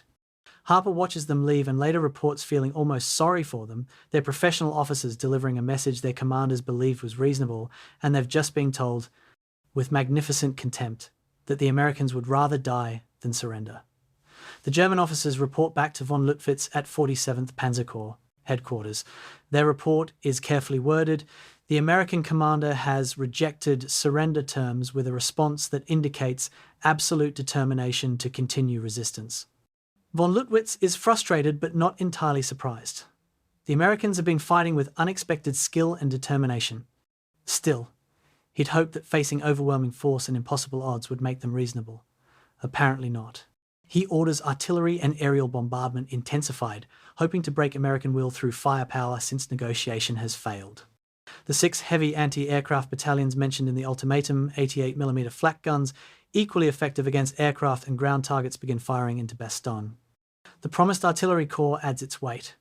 The bombardment accomplishes little except destroying more buildings and killing more civilians. The American perimeter doesn't shrink. German attacks continue to be repulsed. Von Lüttwitz has learned what will become obvious to military historians. You can't terrorize into submission soldiers who've already accepted they might die and decided that dying is preferable to surrender. McAuliffe's rejection isn't bravado or temporary defiance. It's a statement of fact. The 101st will not surrender. Attack and die trying to take Bastogne, or bypass it and accept the strategic consequences. Those are Germany's options. Surrender is not on the table. News of the nuts response spreads through the American lines within hours. Soldiers told their commander received a surrender demand and told the Germans to go to hell in one word: react with fierce pride. They're surrounded, outnumbered, freezing, starving, and running out of ammunition. But their commander hasn't flinched. If McAuliffe believes they can hold, then they can hold. The psychological impact is enormous. Morale, which has been sustained through grim determination, actually rises. Men joke about the response. What did the general say? Nuts. That's it, just nuts. The humour is dark but genuine. In the perimeter's most desperate moment, facing annihilation and offered a chance to surrender, their commander gave the enemy a one-word rejection that perfectly captures the American attitude. We don't care about your odds or your threats. We're not quitting, come and try to make us. It's defiance distilled to absolute essence. It's also quintessentially no wasted words, no dramatic posturing, just blunt clarity. The word spreads beyond Bastogne. By evening, other American units fighting in the Ardennes have heard the story. By December 23rd, when the weather clears and liaison officers can fly in and out of Bastogne, war correspondents learn about it. By December 24th, it's being reported in American newspapers. By December 25th, nuts is famous across the United States. Bastogne is no longer just another besieged town.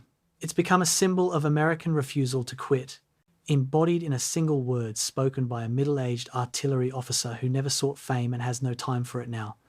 The question that historians debate is whether McAuliffe understood the significance of his response when he made it. The evidence suggests he didn't. McAuliffe was not trying to coin a quotable phrase or create a moment for posterity. He was responding to an irritating distraction, the German ultimatum, with the same efficiency he applied to every task. Use the minimum words necessary to communicate clearly and return to important business. Nuts communicated rejection unambiguously. Anything more would have been waste. That the response became legendary is almost accidental, though perhaps inevitable. The word perfectly captured something about American character that resonated far beyond the specific military situation. Americans facing impossible odds and responding with profane defiance rather than careful calculation. It's a narrative the American public embraced because it aligned with national self-image. Whether that self-image is accurate is a different question. What's undeniable is that McAuliffe gave voice to something his countrymen wanted to believe about themselves.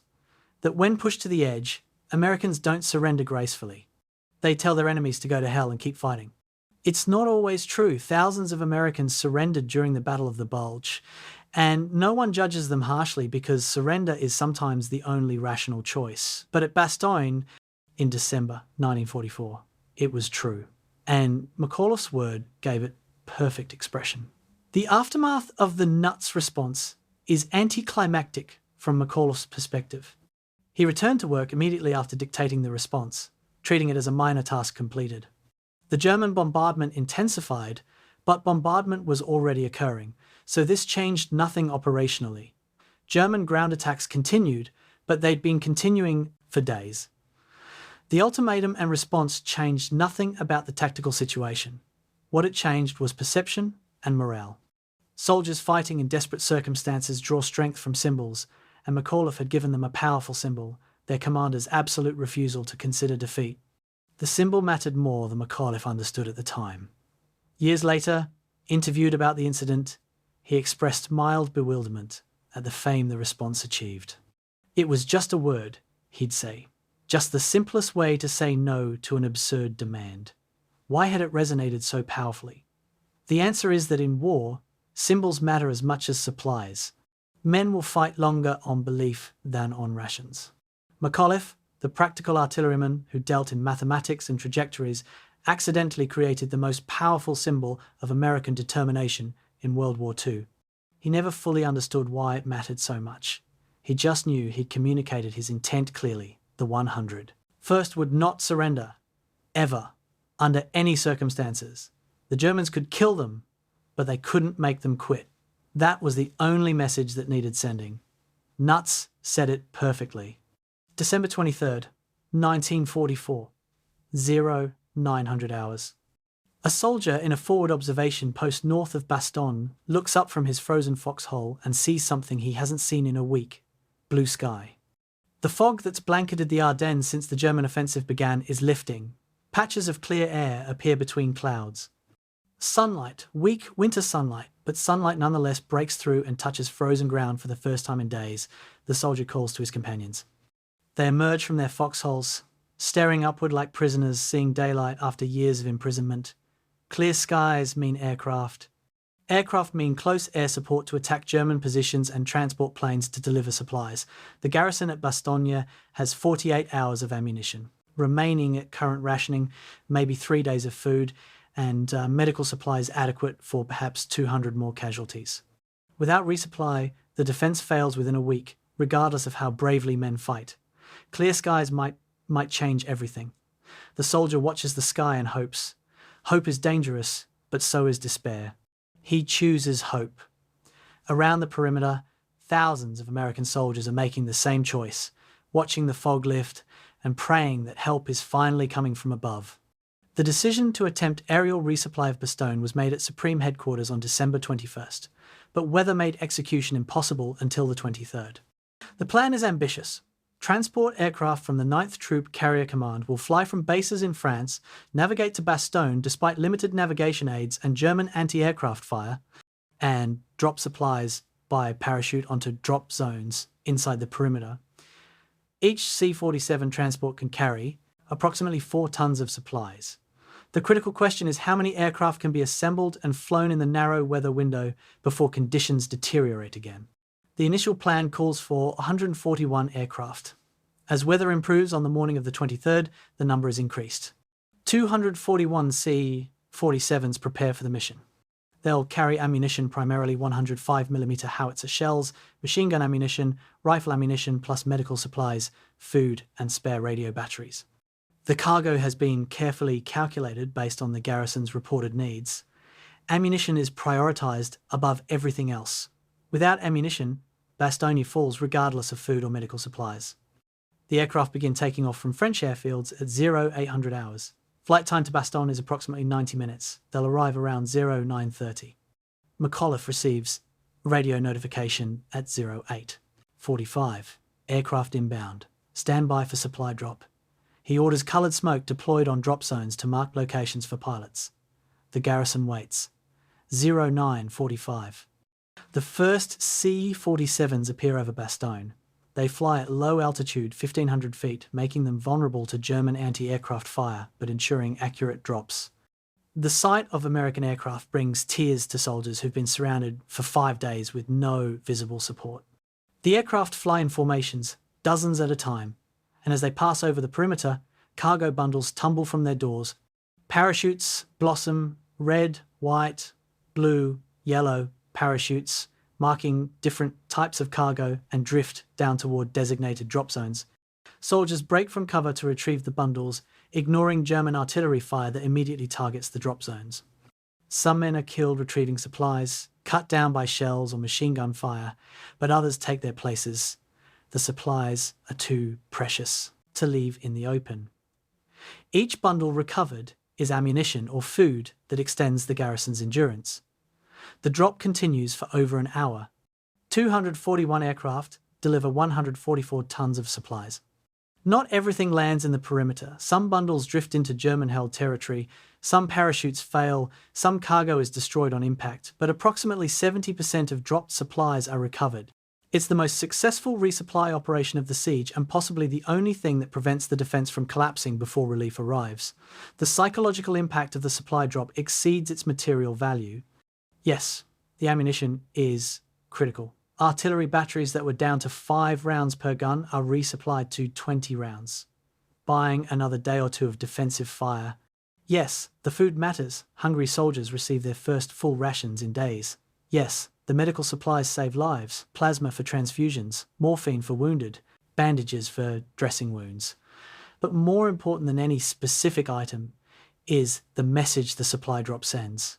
You're not abandoned. Higher headquarters knows you're surrounded and is making every effort to sustain you. Help is coming. The symbolism of aircraft braving German fire to deliver supplies reinforces what Nuts expressed in words. The American military does not abandon its people. Soldiers who are beginning to wonder if they'd been written off, left to die, or surrendered to preserve forces elsewhere, now know they haven't been forgotten. The relief is emotional as much as material. Men who are approaching psychological breaking points find new reserves of endurance. The defense, which might have cracked under one more day of privation, solidifies. Officers report improved morale across all units. McAuliffe, reading these reports, allows himself cautious optimism. The garrison can hold longer. How much longer depends on when Patton's relief force arrives. But longer is enough. Every day Bastogne holds is another day the German offensive stalls. Time is the weapon the Americans are wielding.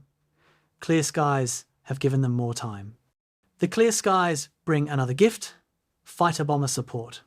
P-47 Thunderbolts from the 9th Air Force arrive over Bastogne mid-morning and immediately begin attacking German positions surrounding the perimeter. The P-47s carry bombs, rockets, and 50 caliber machine guns.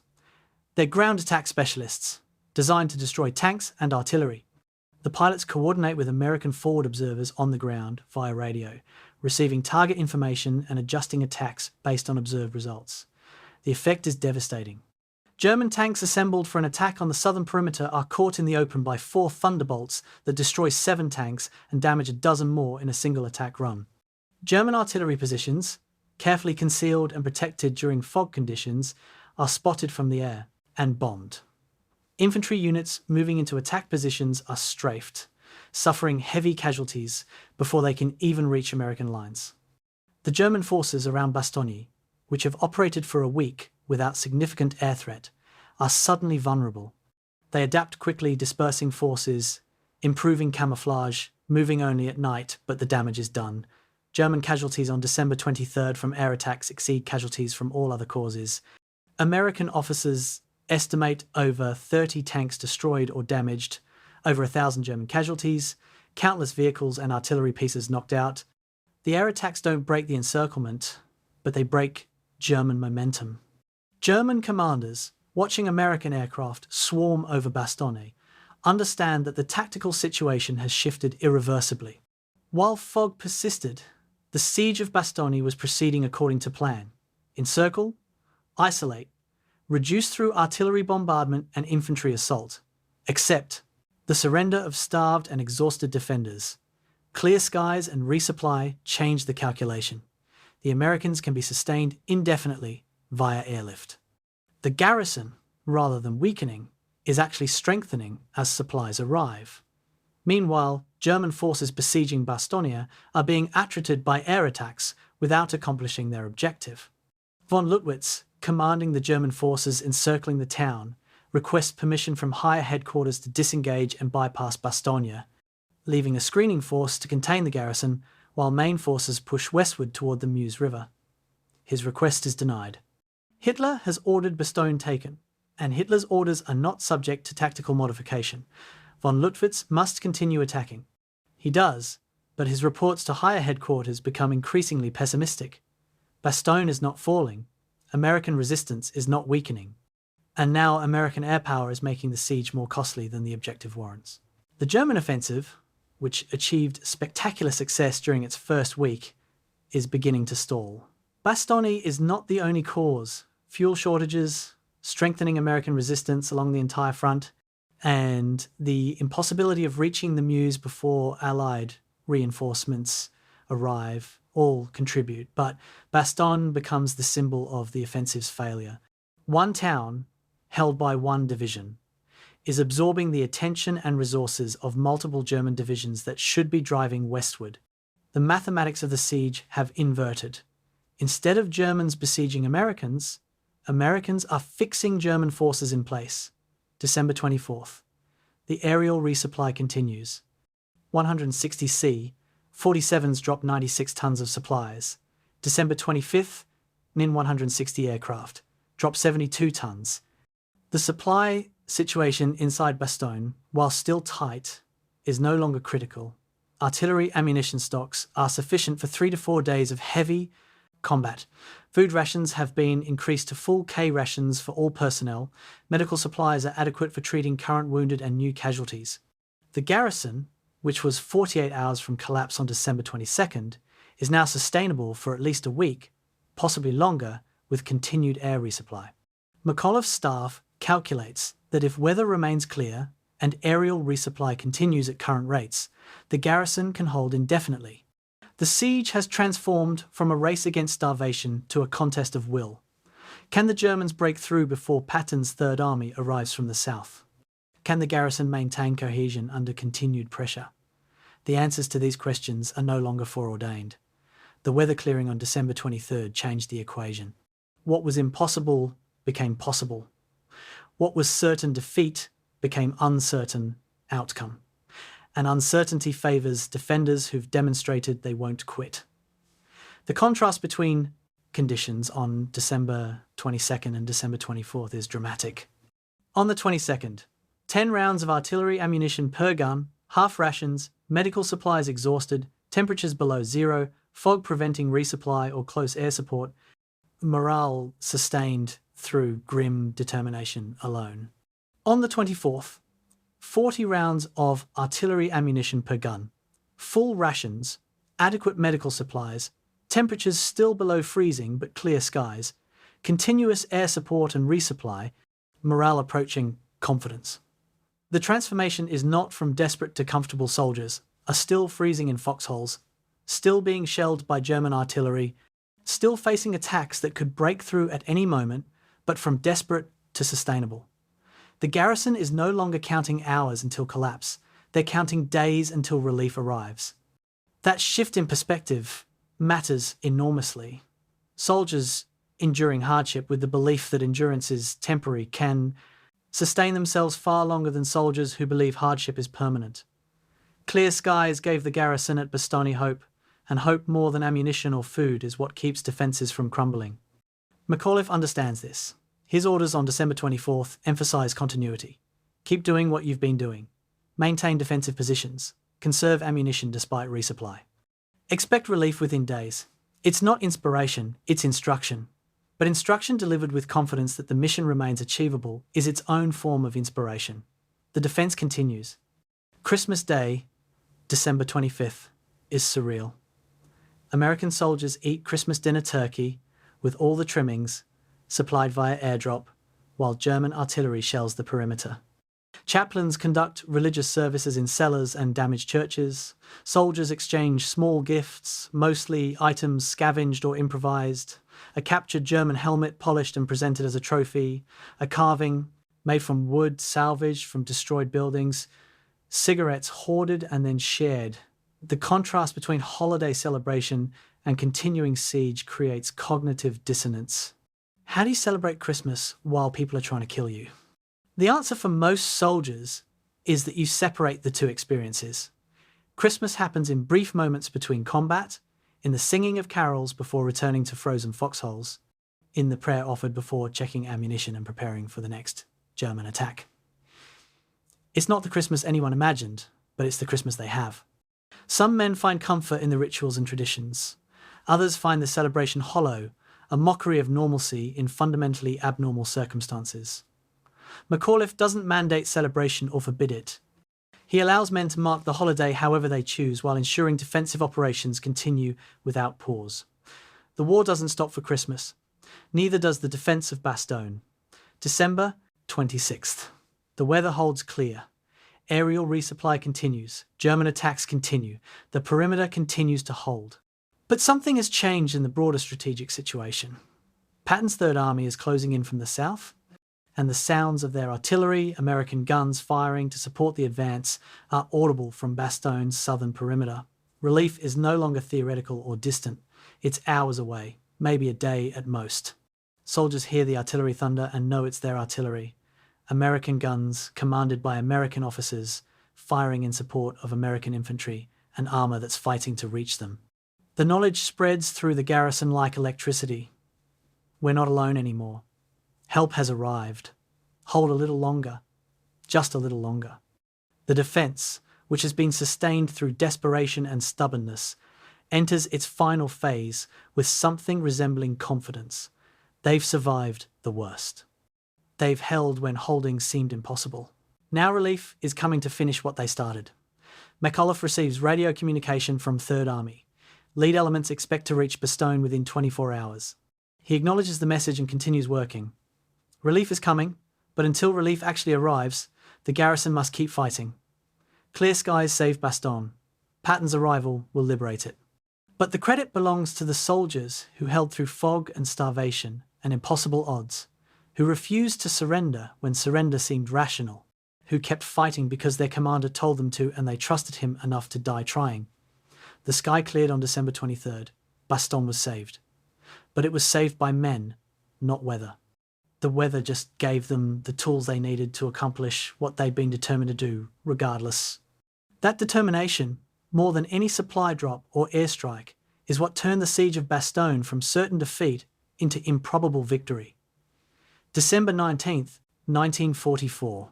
Verdun, France.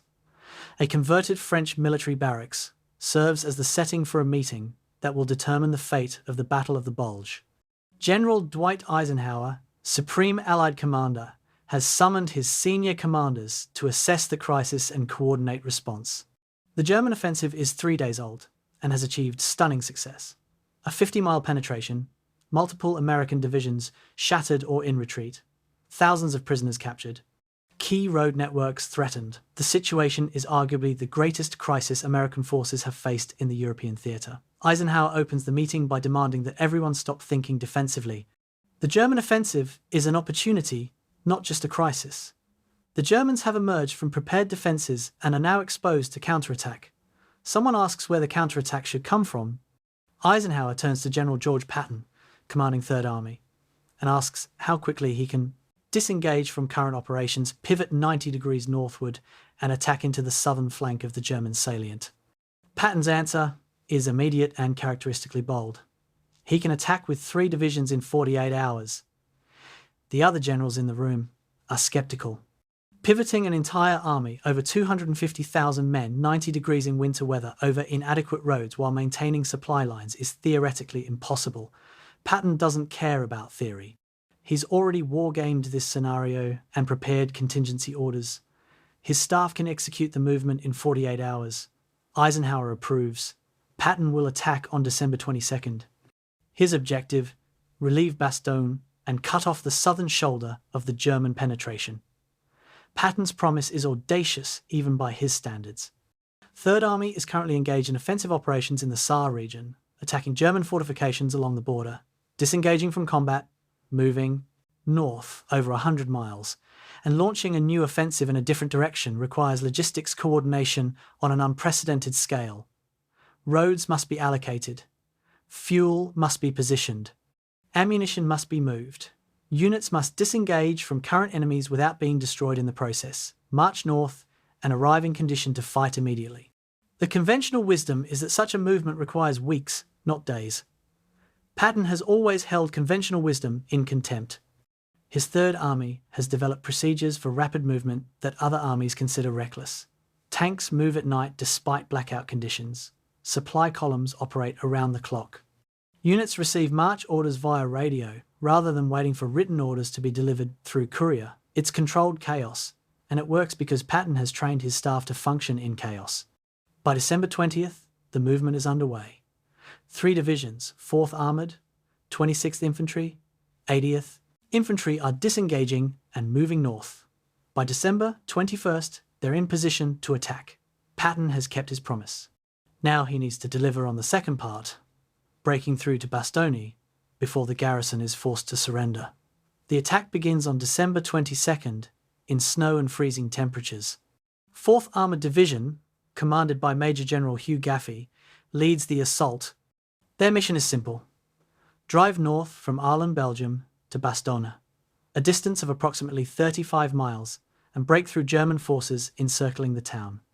Simple in concept, nearly impossible in execution, the roads are few and easily defended. German forces, elements of 5th Parachute Division, Panzer-Lehr Division, and Führer Grenadier Brigade have established defensive positions on every piece of high ground and every road intersection. They've mined the roads, prepared ambush positions, and positioned anti-tank guns to cover likely American approaches. The 4th Armoured will have to fight for every mile. The division attacks in 2 columns, advancing on parallel routes to prevent one roadblock from halting the entire advance. Progress is measured in hundreds of yards per hour. German resistance is fierce. American casualties are heavy. But the attack continues. Patton has made clear that failure is not acceptable. Get to Bastogne or die trying. There is no third option. December 23rd through 25th, the advance becomes a grinding battle of attrition. 4th Armoured Division fights through one German defensive position only to encounter another 500 yards further north. Villages become fortresses that must be cleared building by building. Road junctions become killing grounds where German anti-tank guns destroy lead American tanks, blocking the road for hours while engineers clear wreckage under fire. The weather, which cleared over Bastogne allowing aerial resupply, also allows German observation of American movements and artillery strikes on advancing columns. Casualties mount. By December 24th, 4th Armoured has lost over 300 men killed and wounded and 40 tanks destroyed. They've advanced 15 miles in 3 days, less than half the distance to Bastogne. At this rate, they won't reach the garrison until December 28th or later, possibly too late if the Germans break through Bastogne's defences. Patton, receiving progress reports, is frustrated but not deterred. He orders Gaffey to increase the tempo of attack regardless of casualties. Speed matters more than preservation of force. Every hour of delay increases the risk that Bastogne falls. Gaffey complies. The attack intensifies. December 26th. 4th Armoured's Combat Command R, led by Lieutenant Colonel Creighton Abrams, breaks through German lines near the village of Assenois, approximately 4 miles south of Bastogne.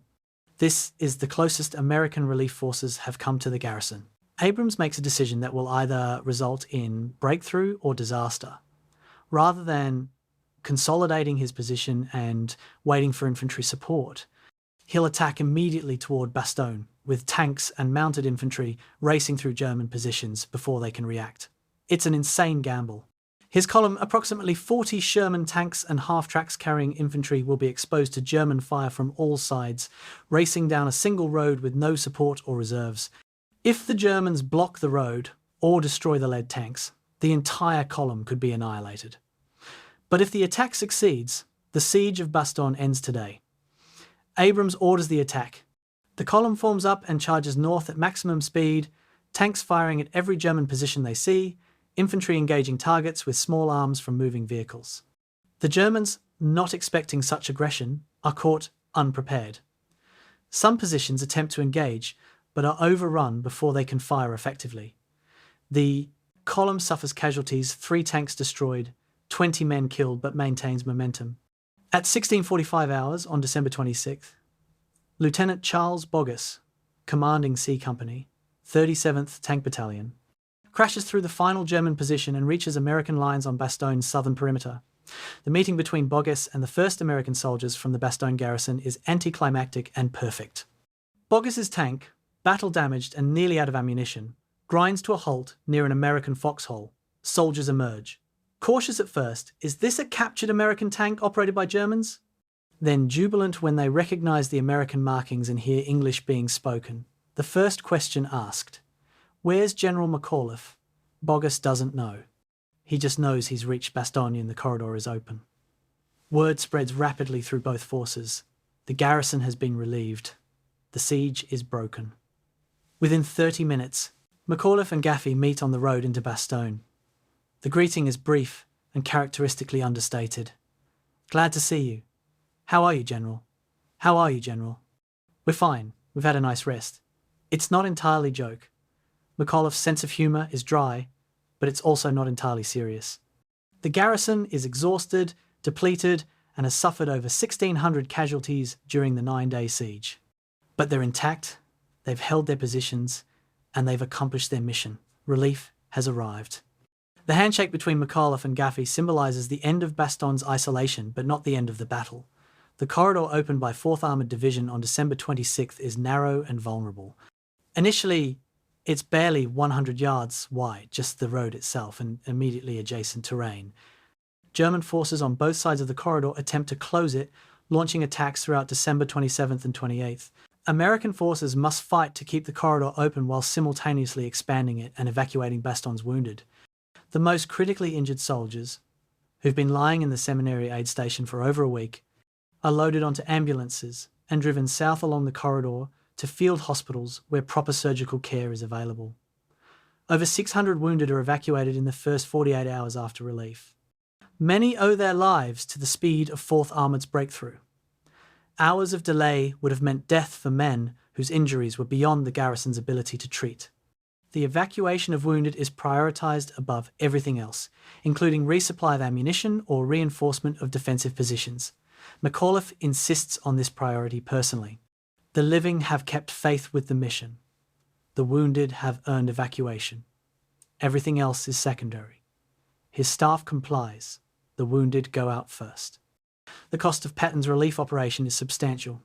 3rd Army casualties during the drive to Bastogne exceed 2,500 men killed and wounded. 4th Armoured Division, which bore the brunt of the fighting, suffers over 600 casualties and loses approximately 50 tanks. The 26th Infantry Division, attacking on 4th Armoured's left flank, suffers similar casualties while gaining less ground. The 80th Infantry Division, protecting 3rd Army's eastern flank, is heavily engaged by German counterattacks and loses over 400 men. The total casualties, 3rd Army plus the Bastogne garrison, exceed 4,000 Americans killed or wounded to hold one Belgian town. The question inevitably arises, was it worth it?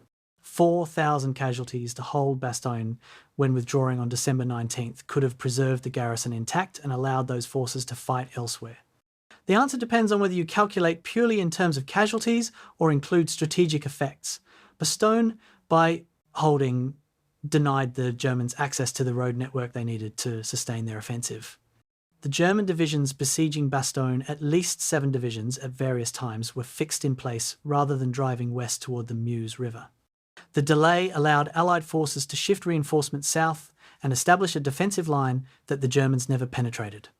In that calculation, 4,000 American casualties prevented potentially tens of thousands by stopping the German offensive before it achieved its objectives. Patton's role in the relief of Bastogne becomes somewhat mythologized in popular accounts. He's portrayed as the swashbuckling general who rode to the rescue with promises kept and enemies vanquished. The reality is more complex and arguably more admirable.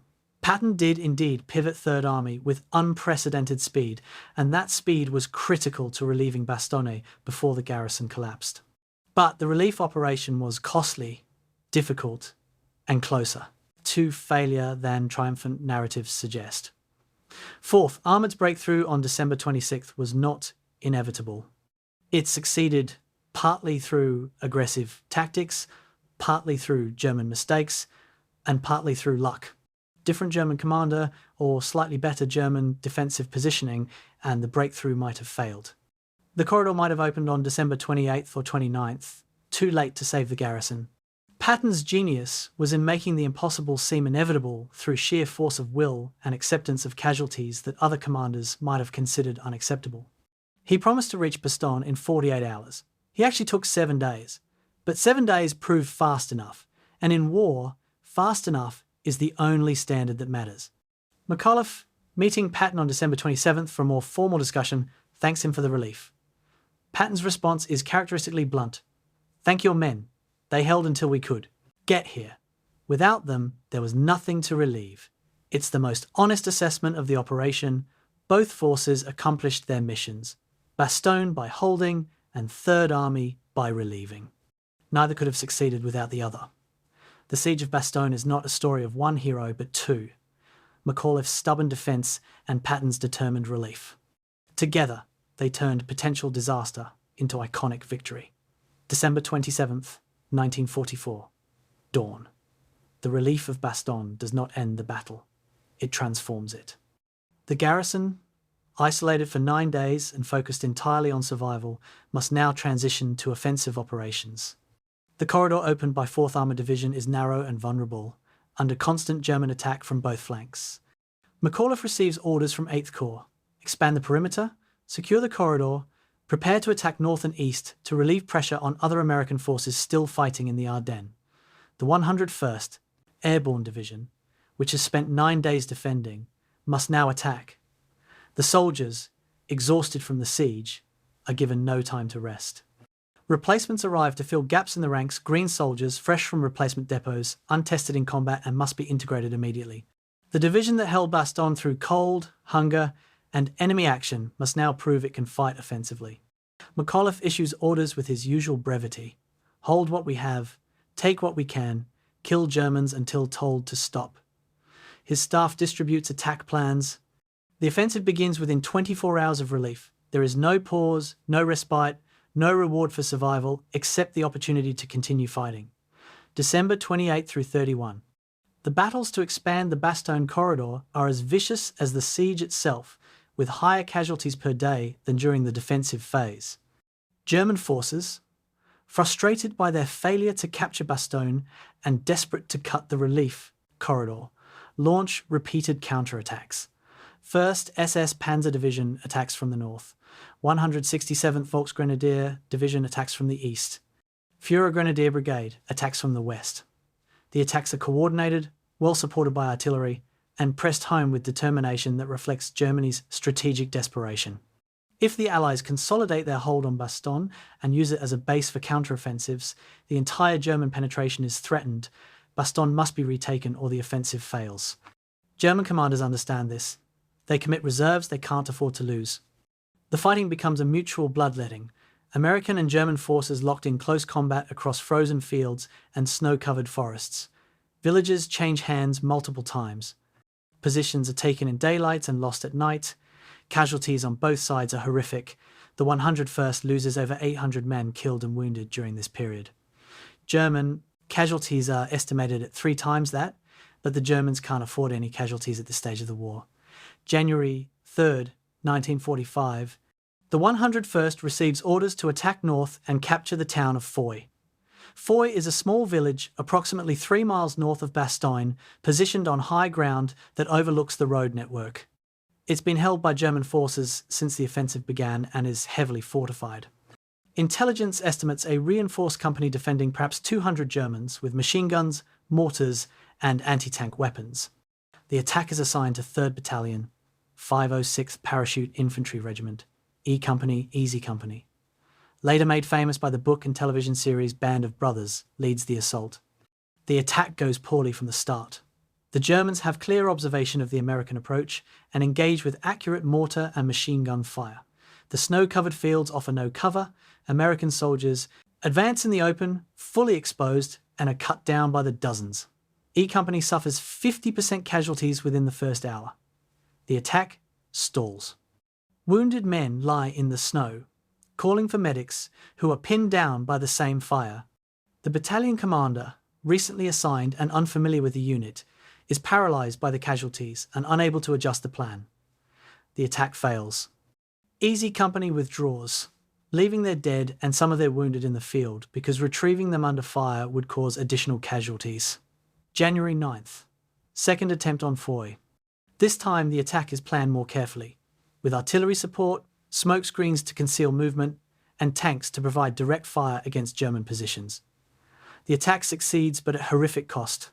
Easy Company, attacking again, suffers additional 30% casualties.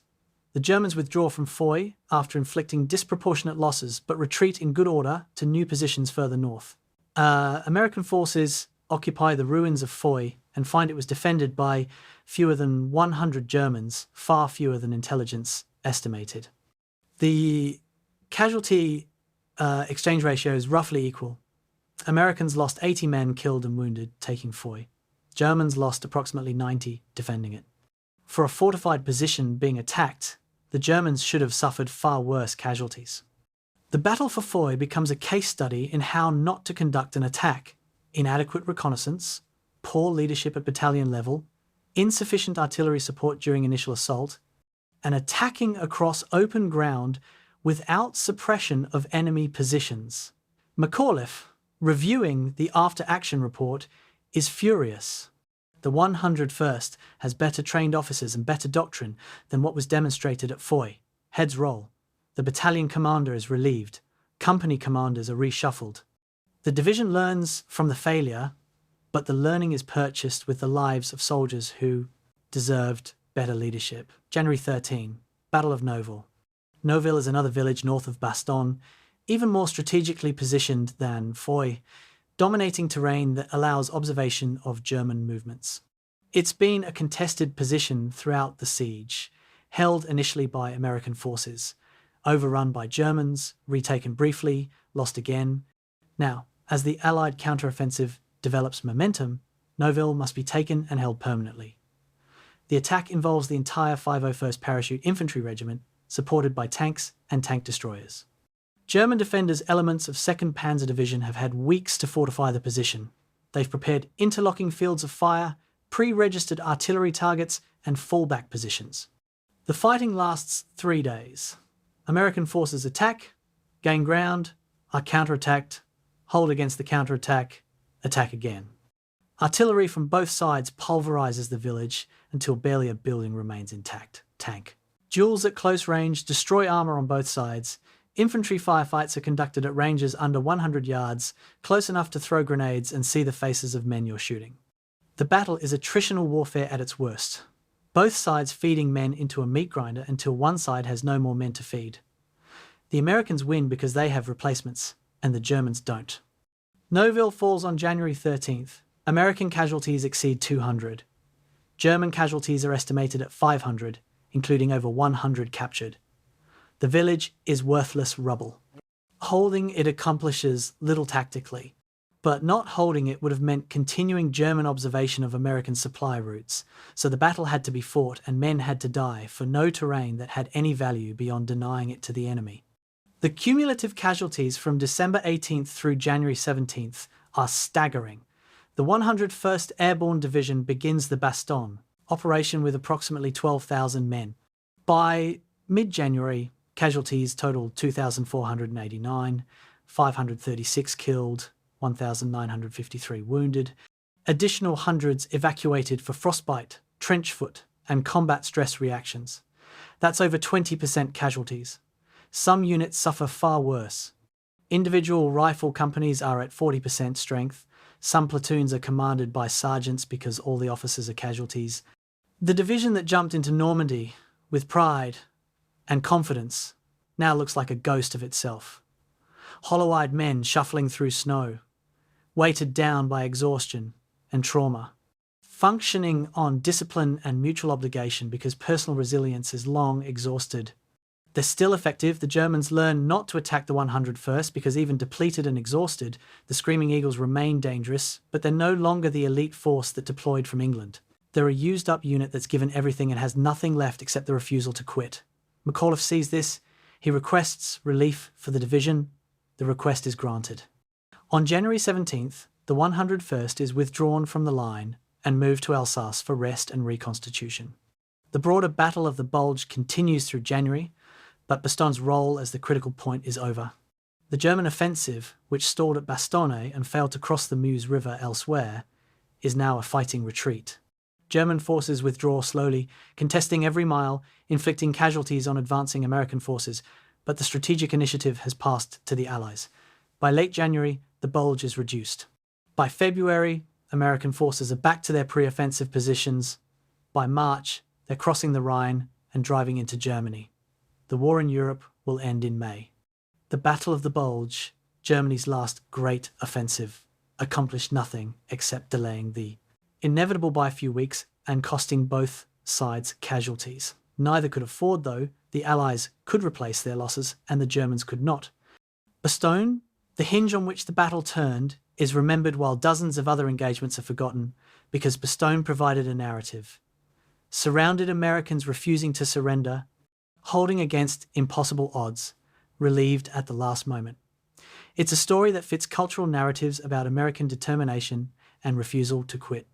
Whether that narrative is fully accurate, thousands of Americans surrendered during the Bulge, and no one judges them harshly, is less important than the fact that at Bastogne, the narrative was true. They held. They didn't surrender.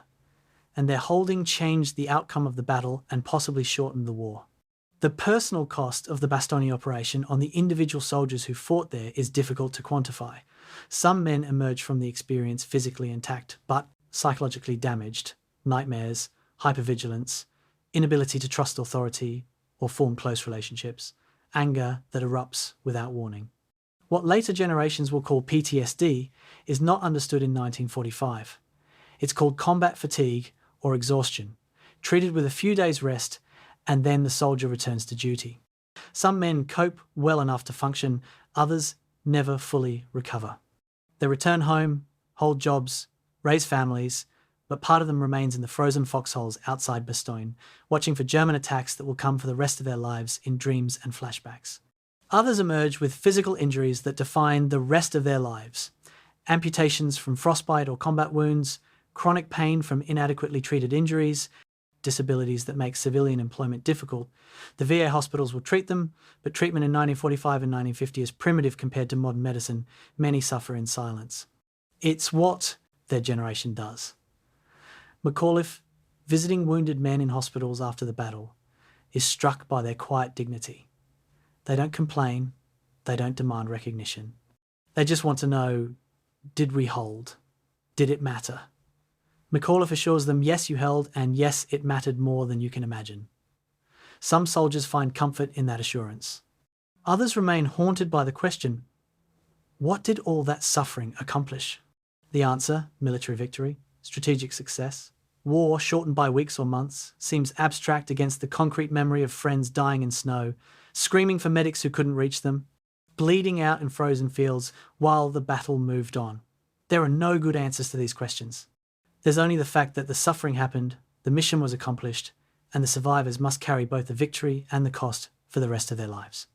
The 101st Airborne Division in January 1945 is not the division that jumped into Normandy 7 months earlier.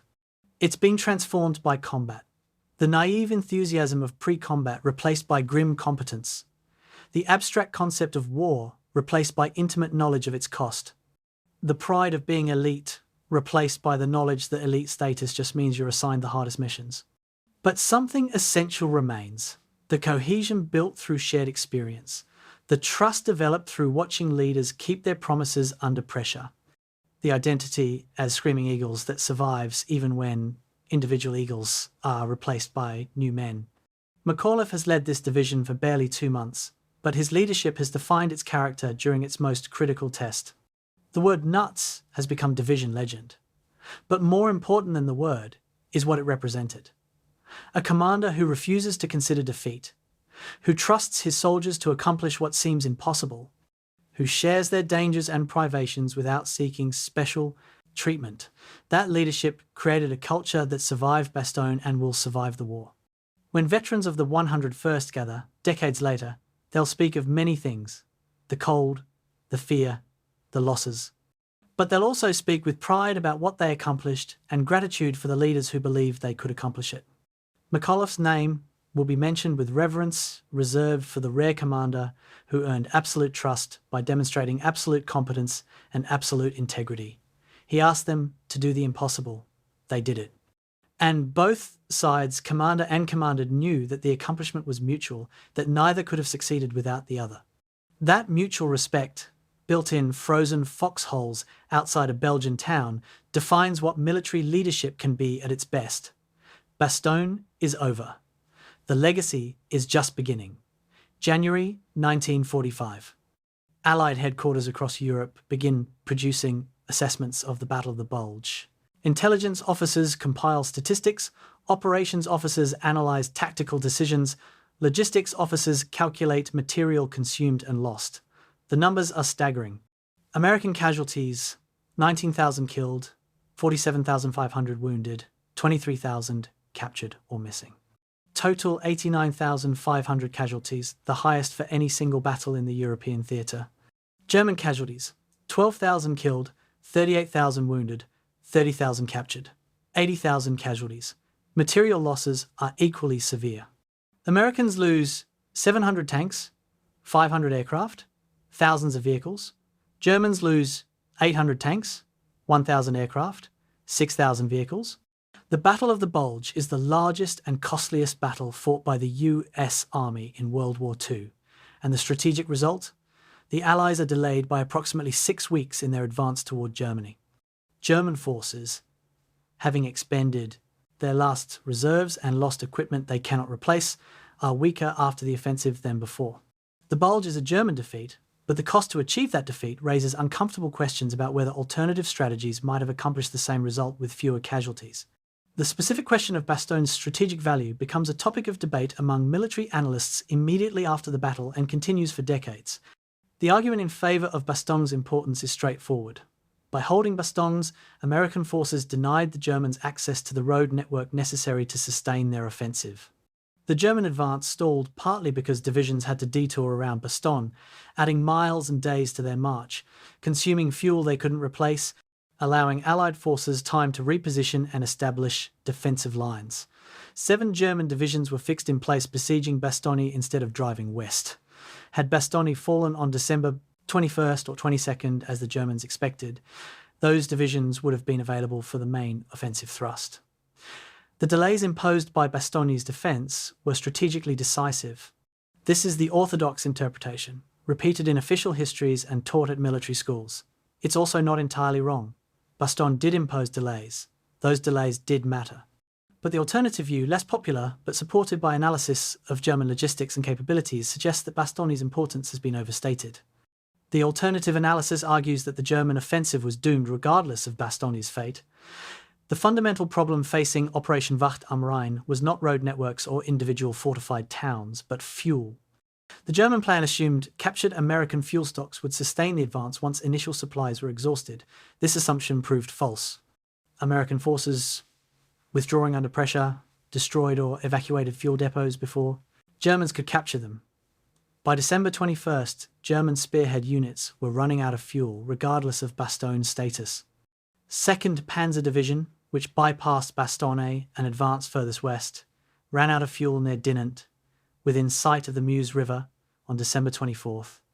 They didn't fail because Bastogne denied them roads, they'd successfully detoured around it. They failed because they had no fuel to continue, even if Bastogne had fallen on December 20th.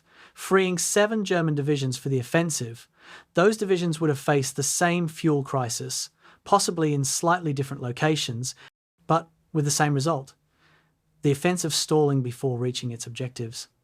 This analysis suggests Bastogne was important tactically. It inflicted casualties on German forces and demonstrated American resolve, but not strategically decisive.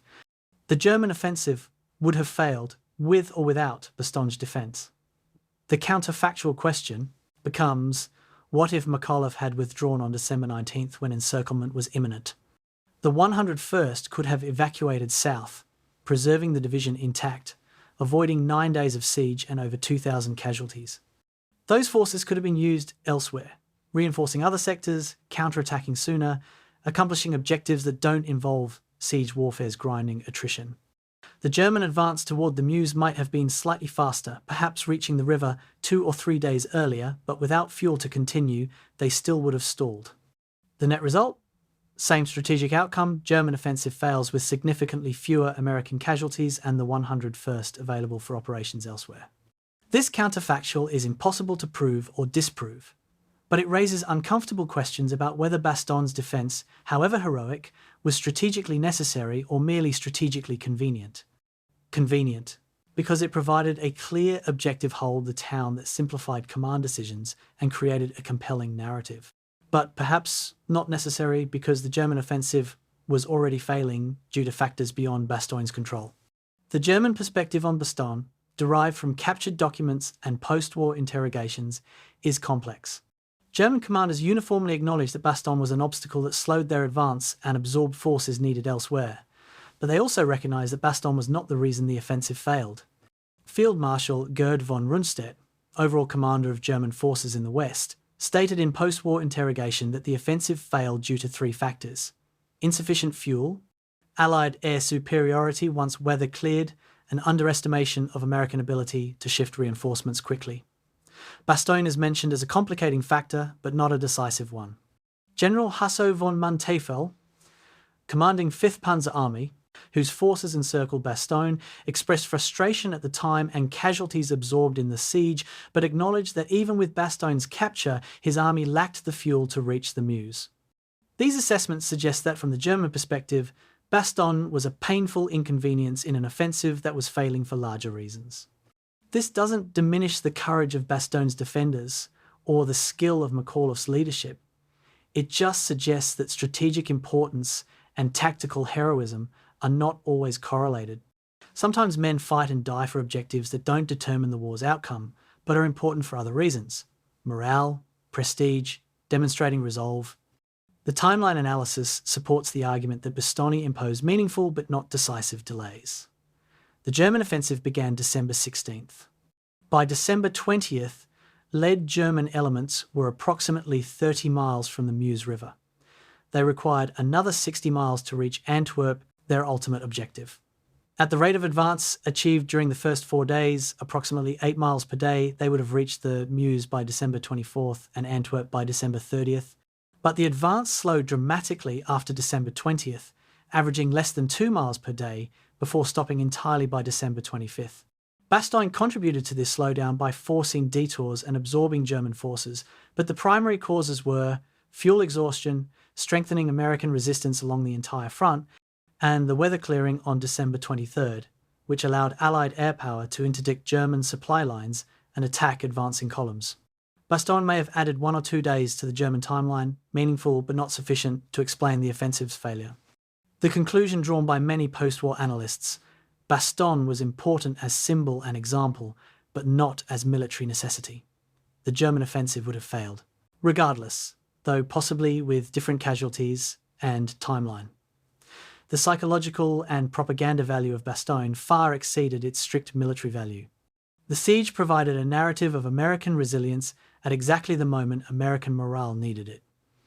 The offensive had created panic in Allied headquarters and among civilian populations. Paris was preparing for possible evacuation.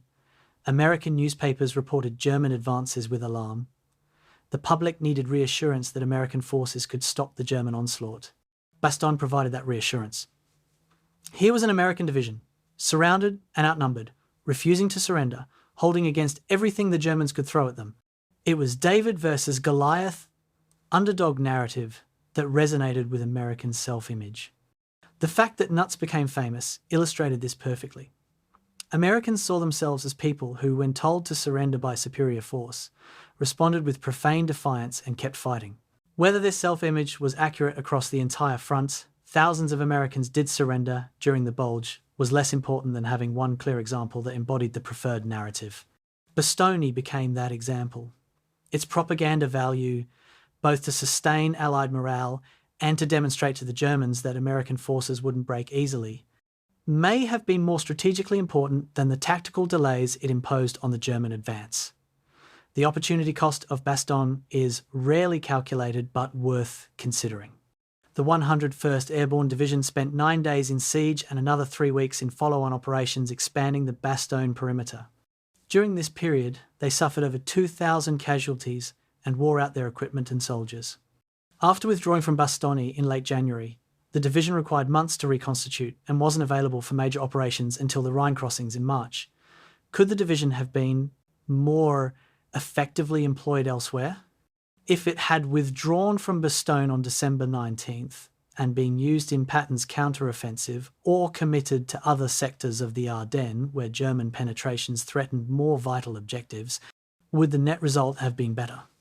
This is purely hypothetical, but it's the kind of analysis military planners conduct when assessing whether specific operations were worth their cost. The answer depends on what metrics you value. If you value symbolic victories and demonstrating resolve, Bastogne was absolutely worth it.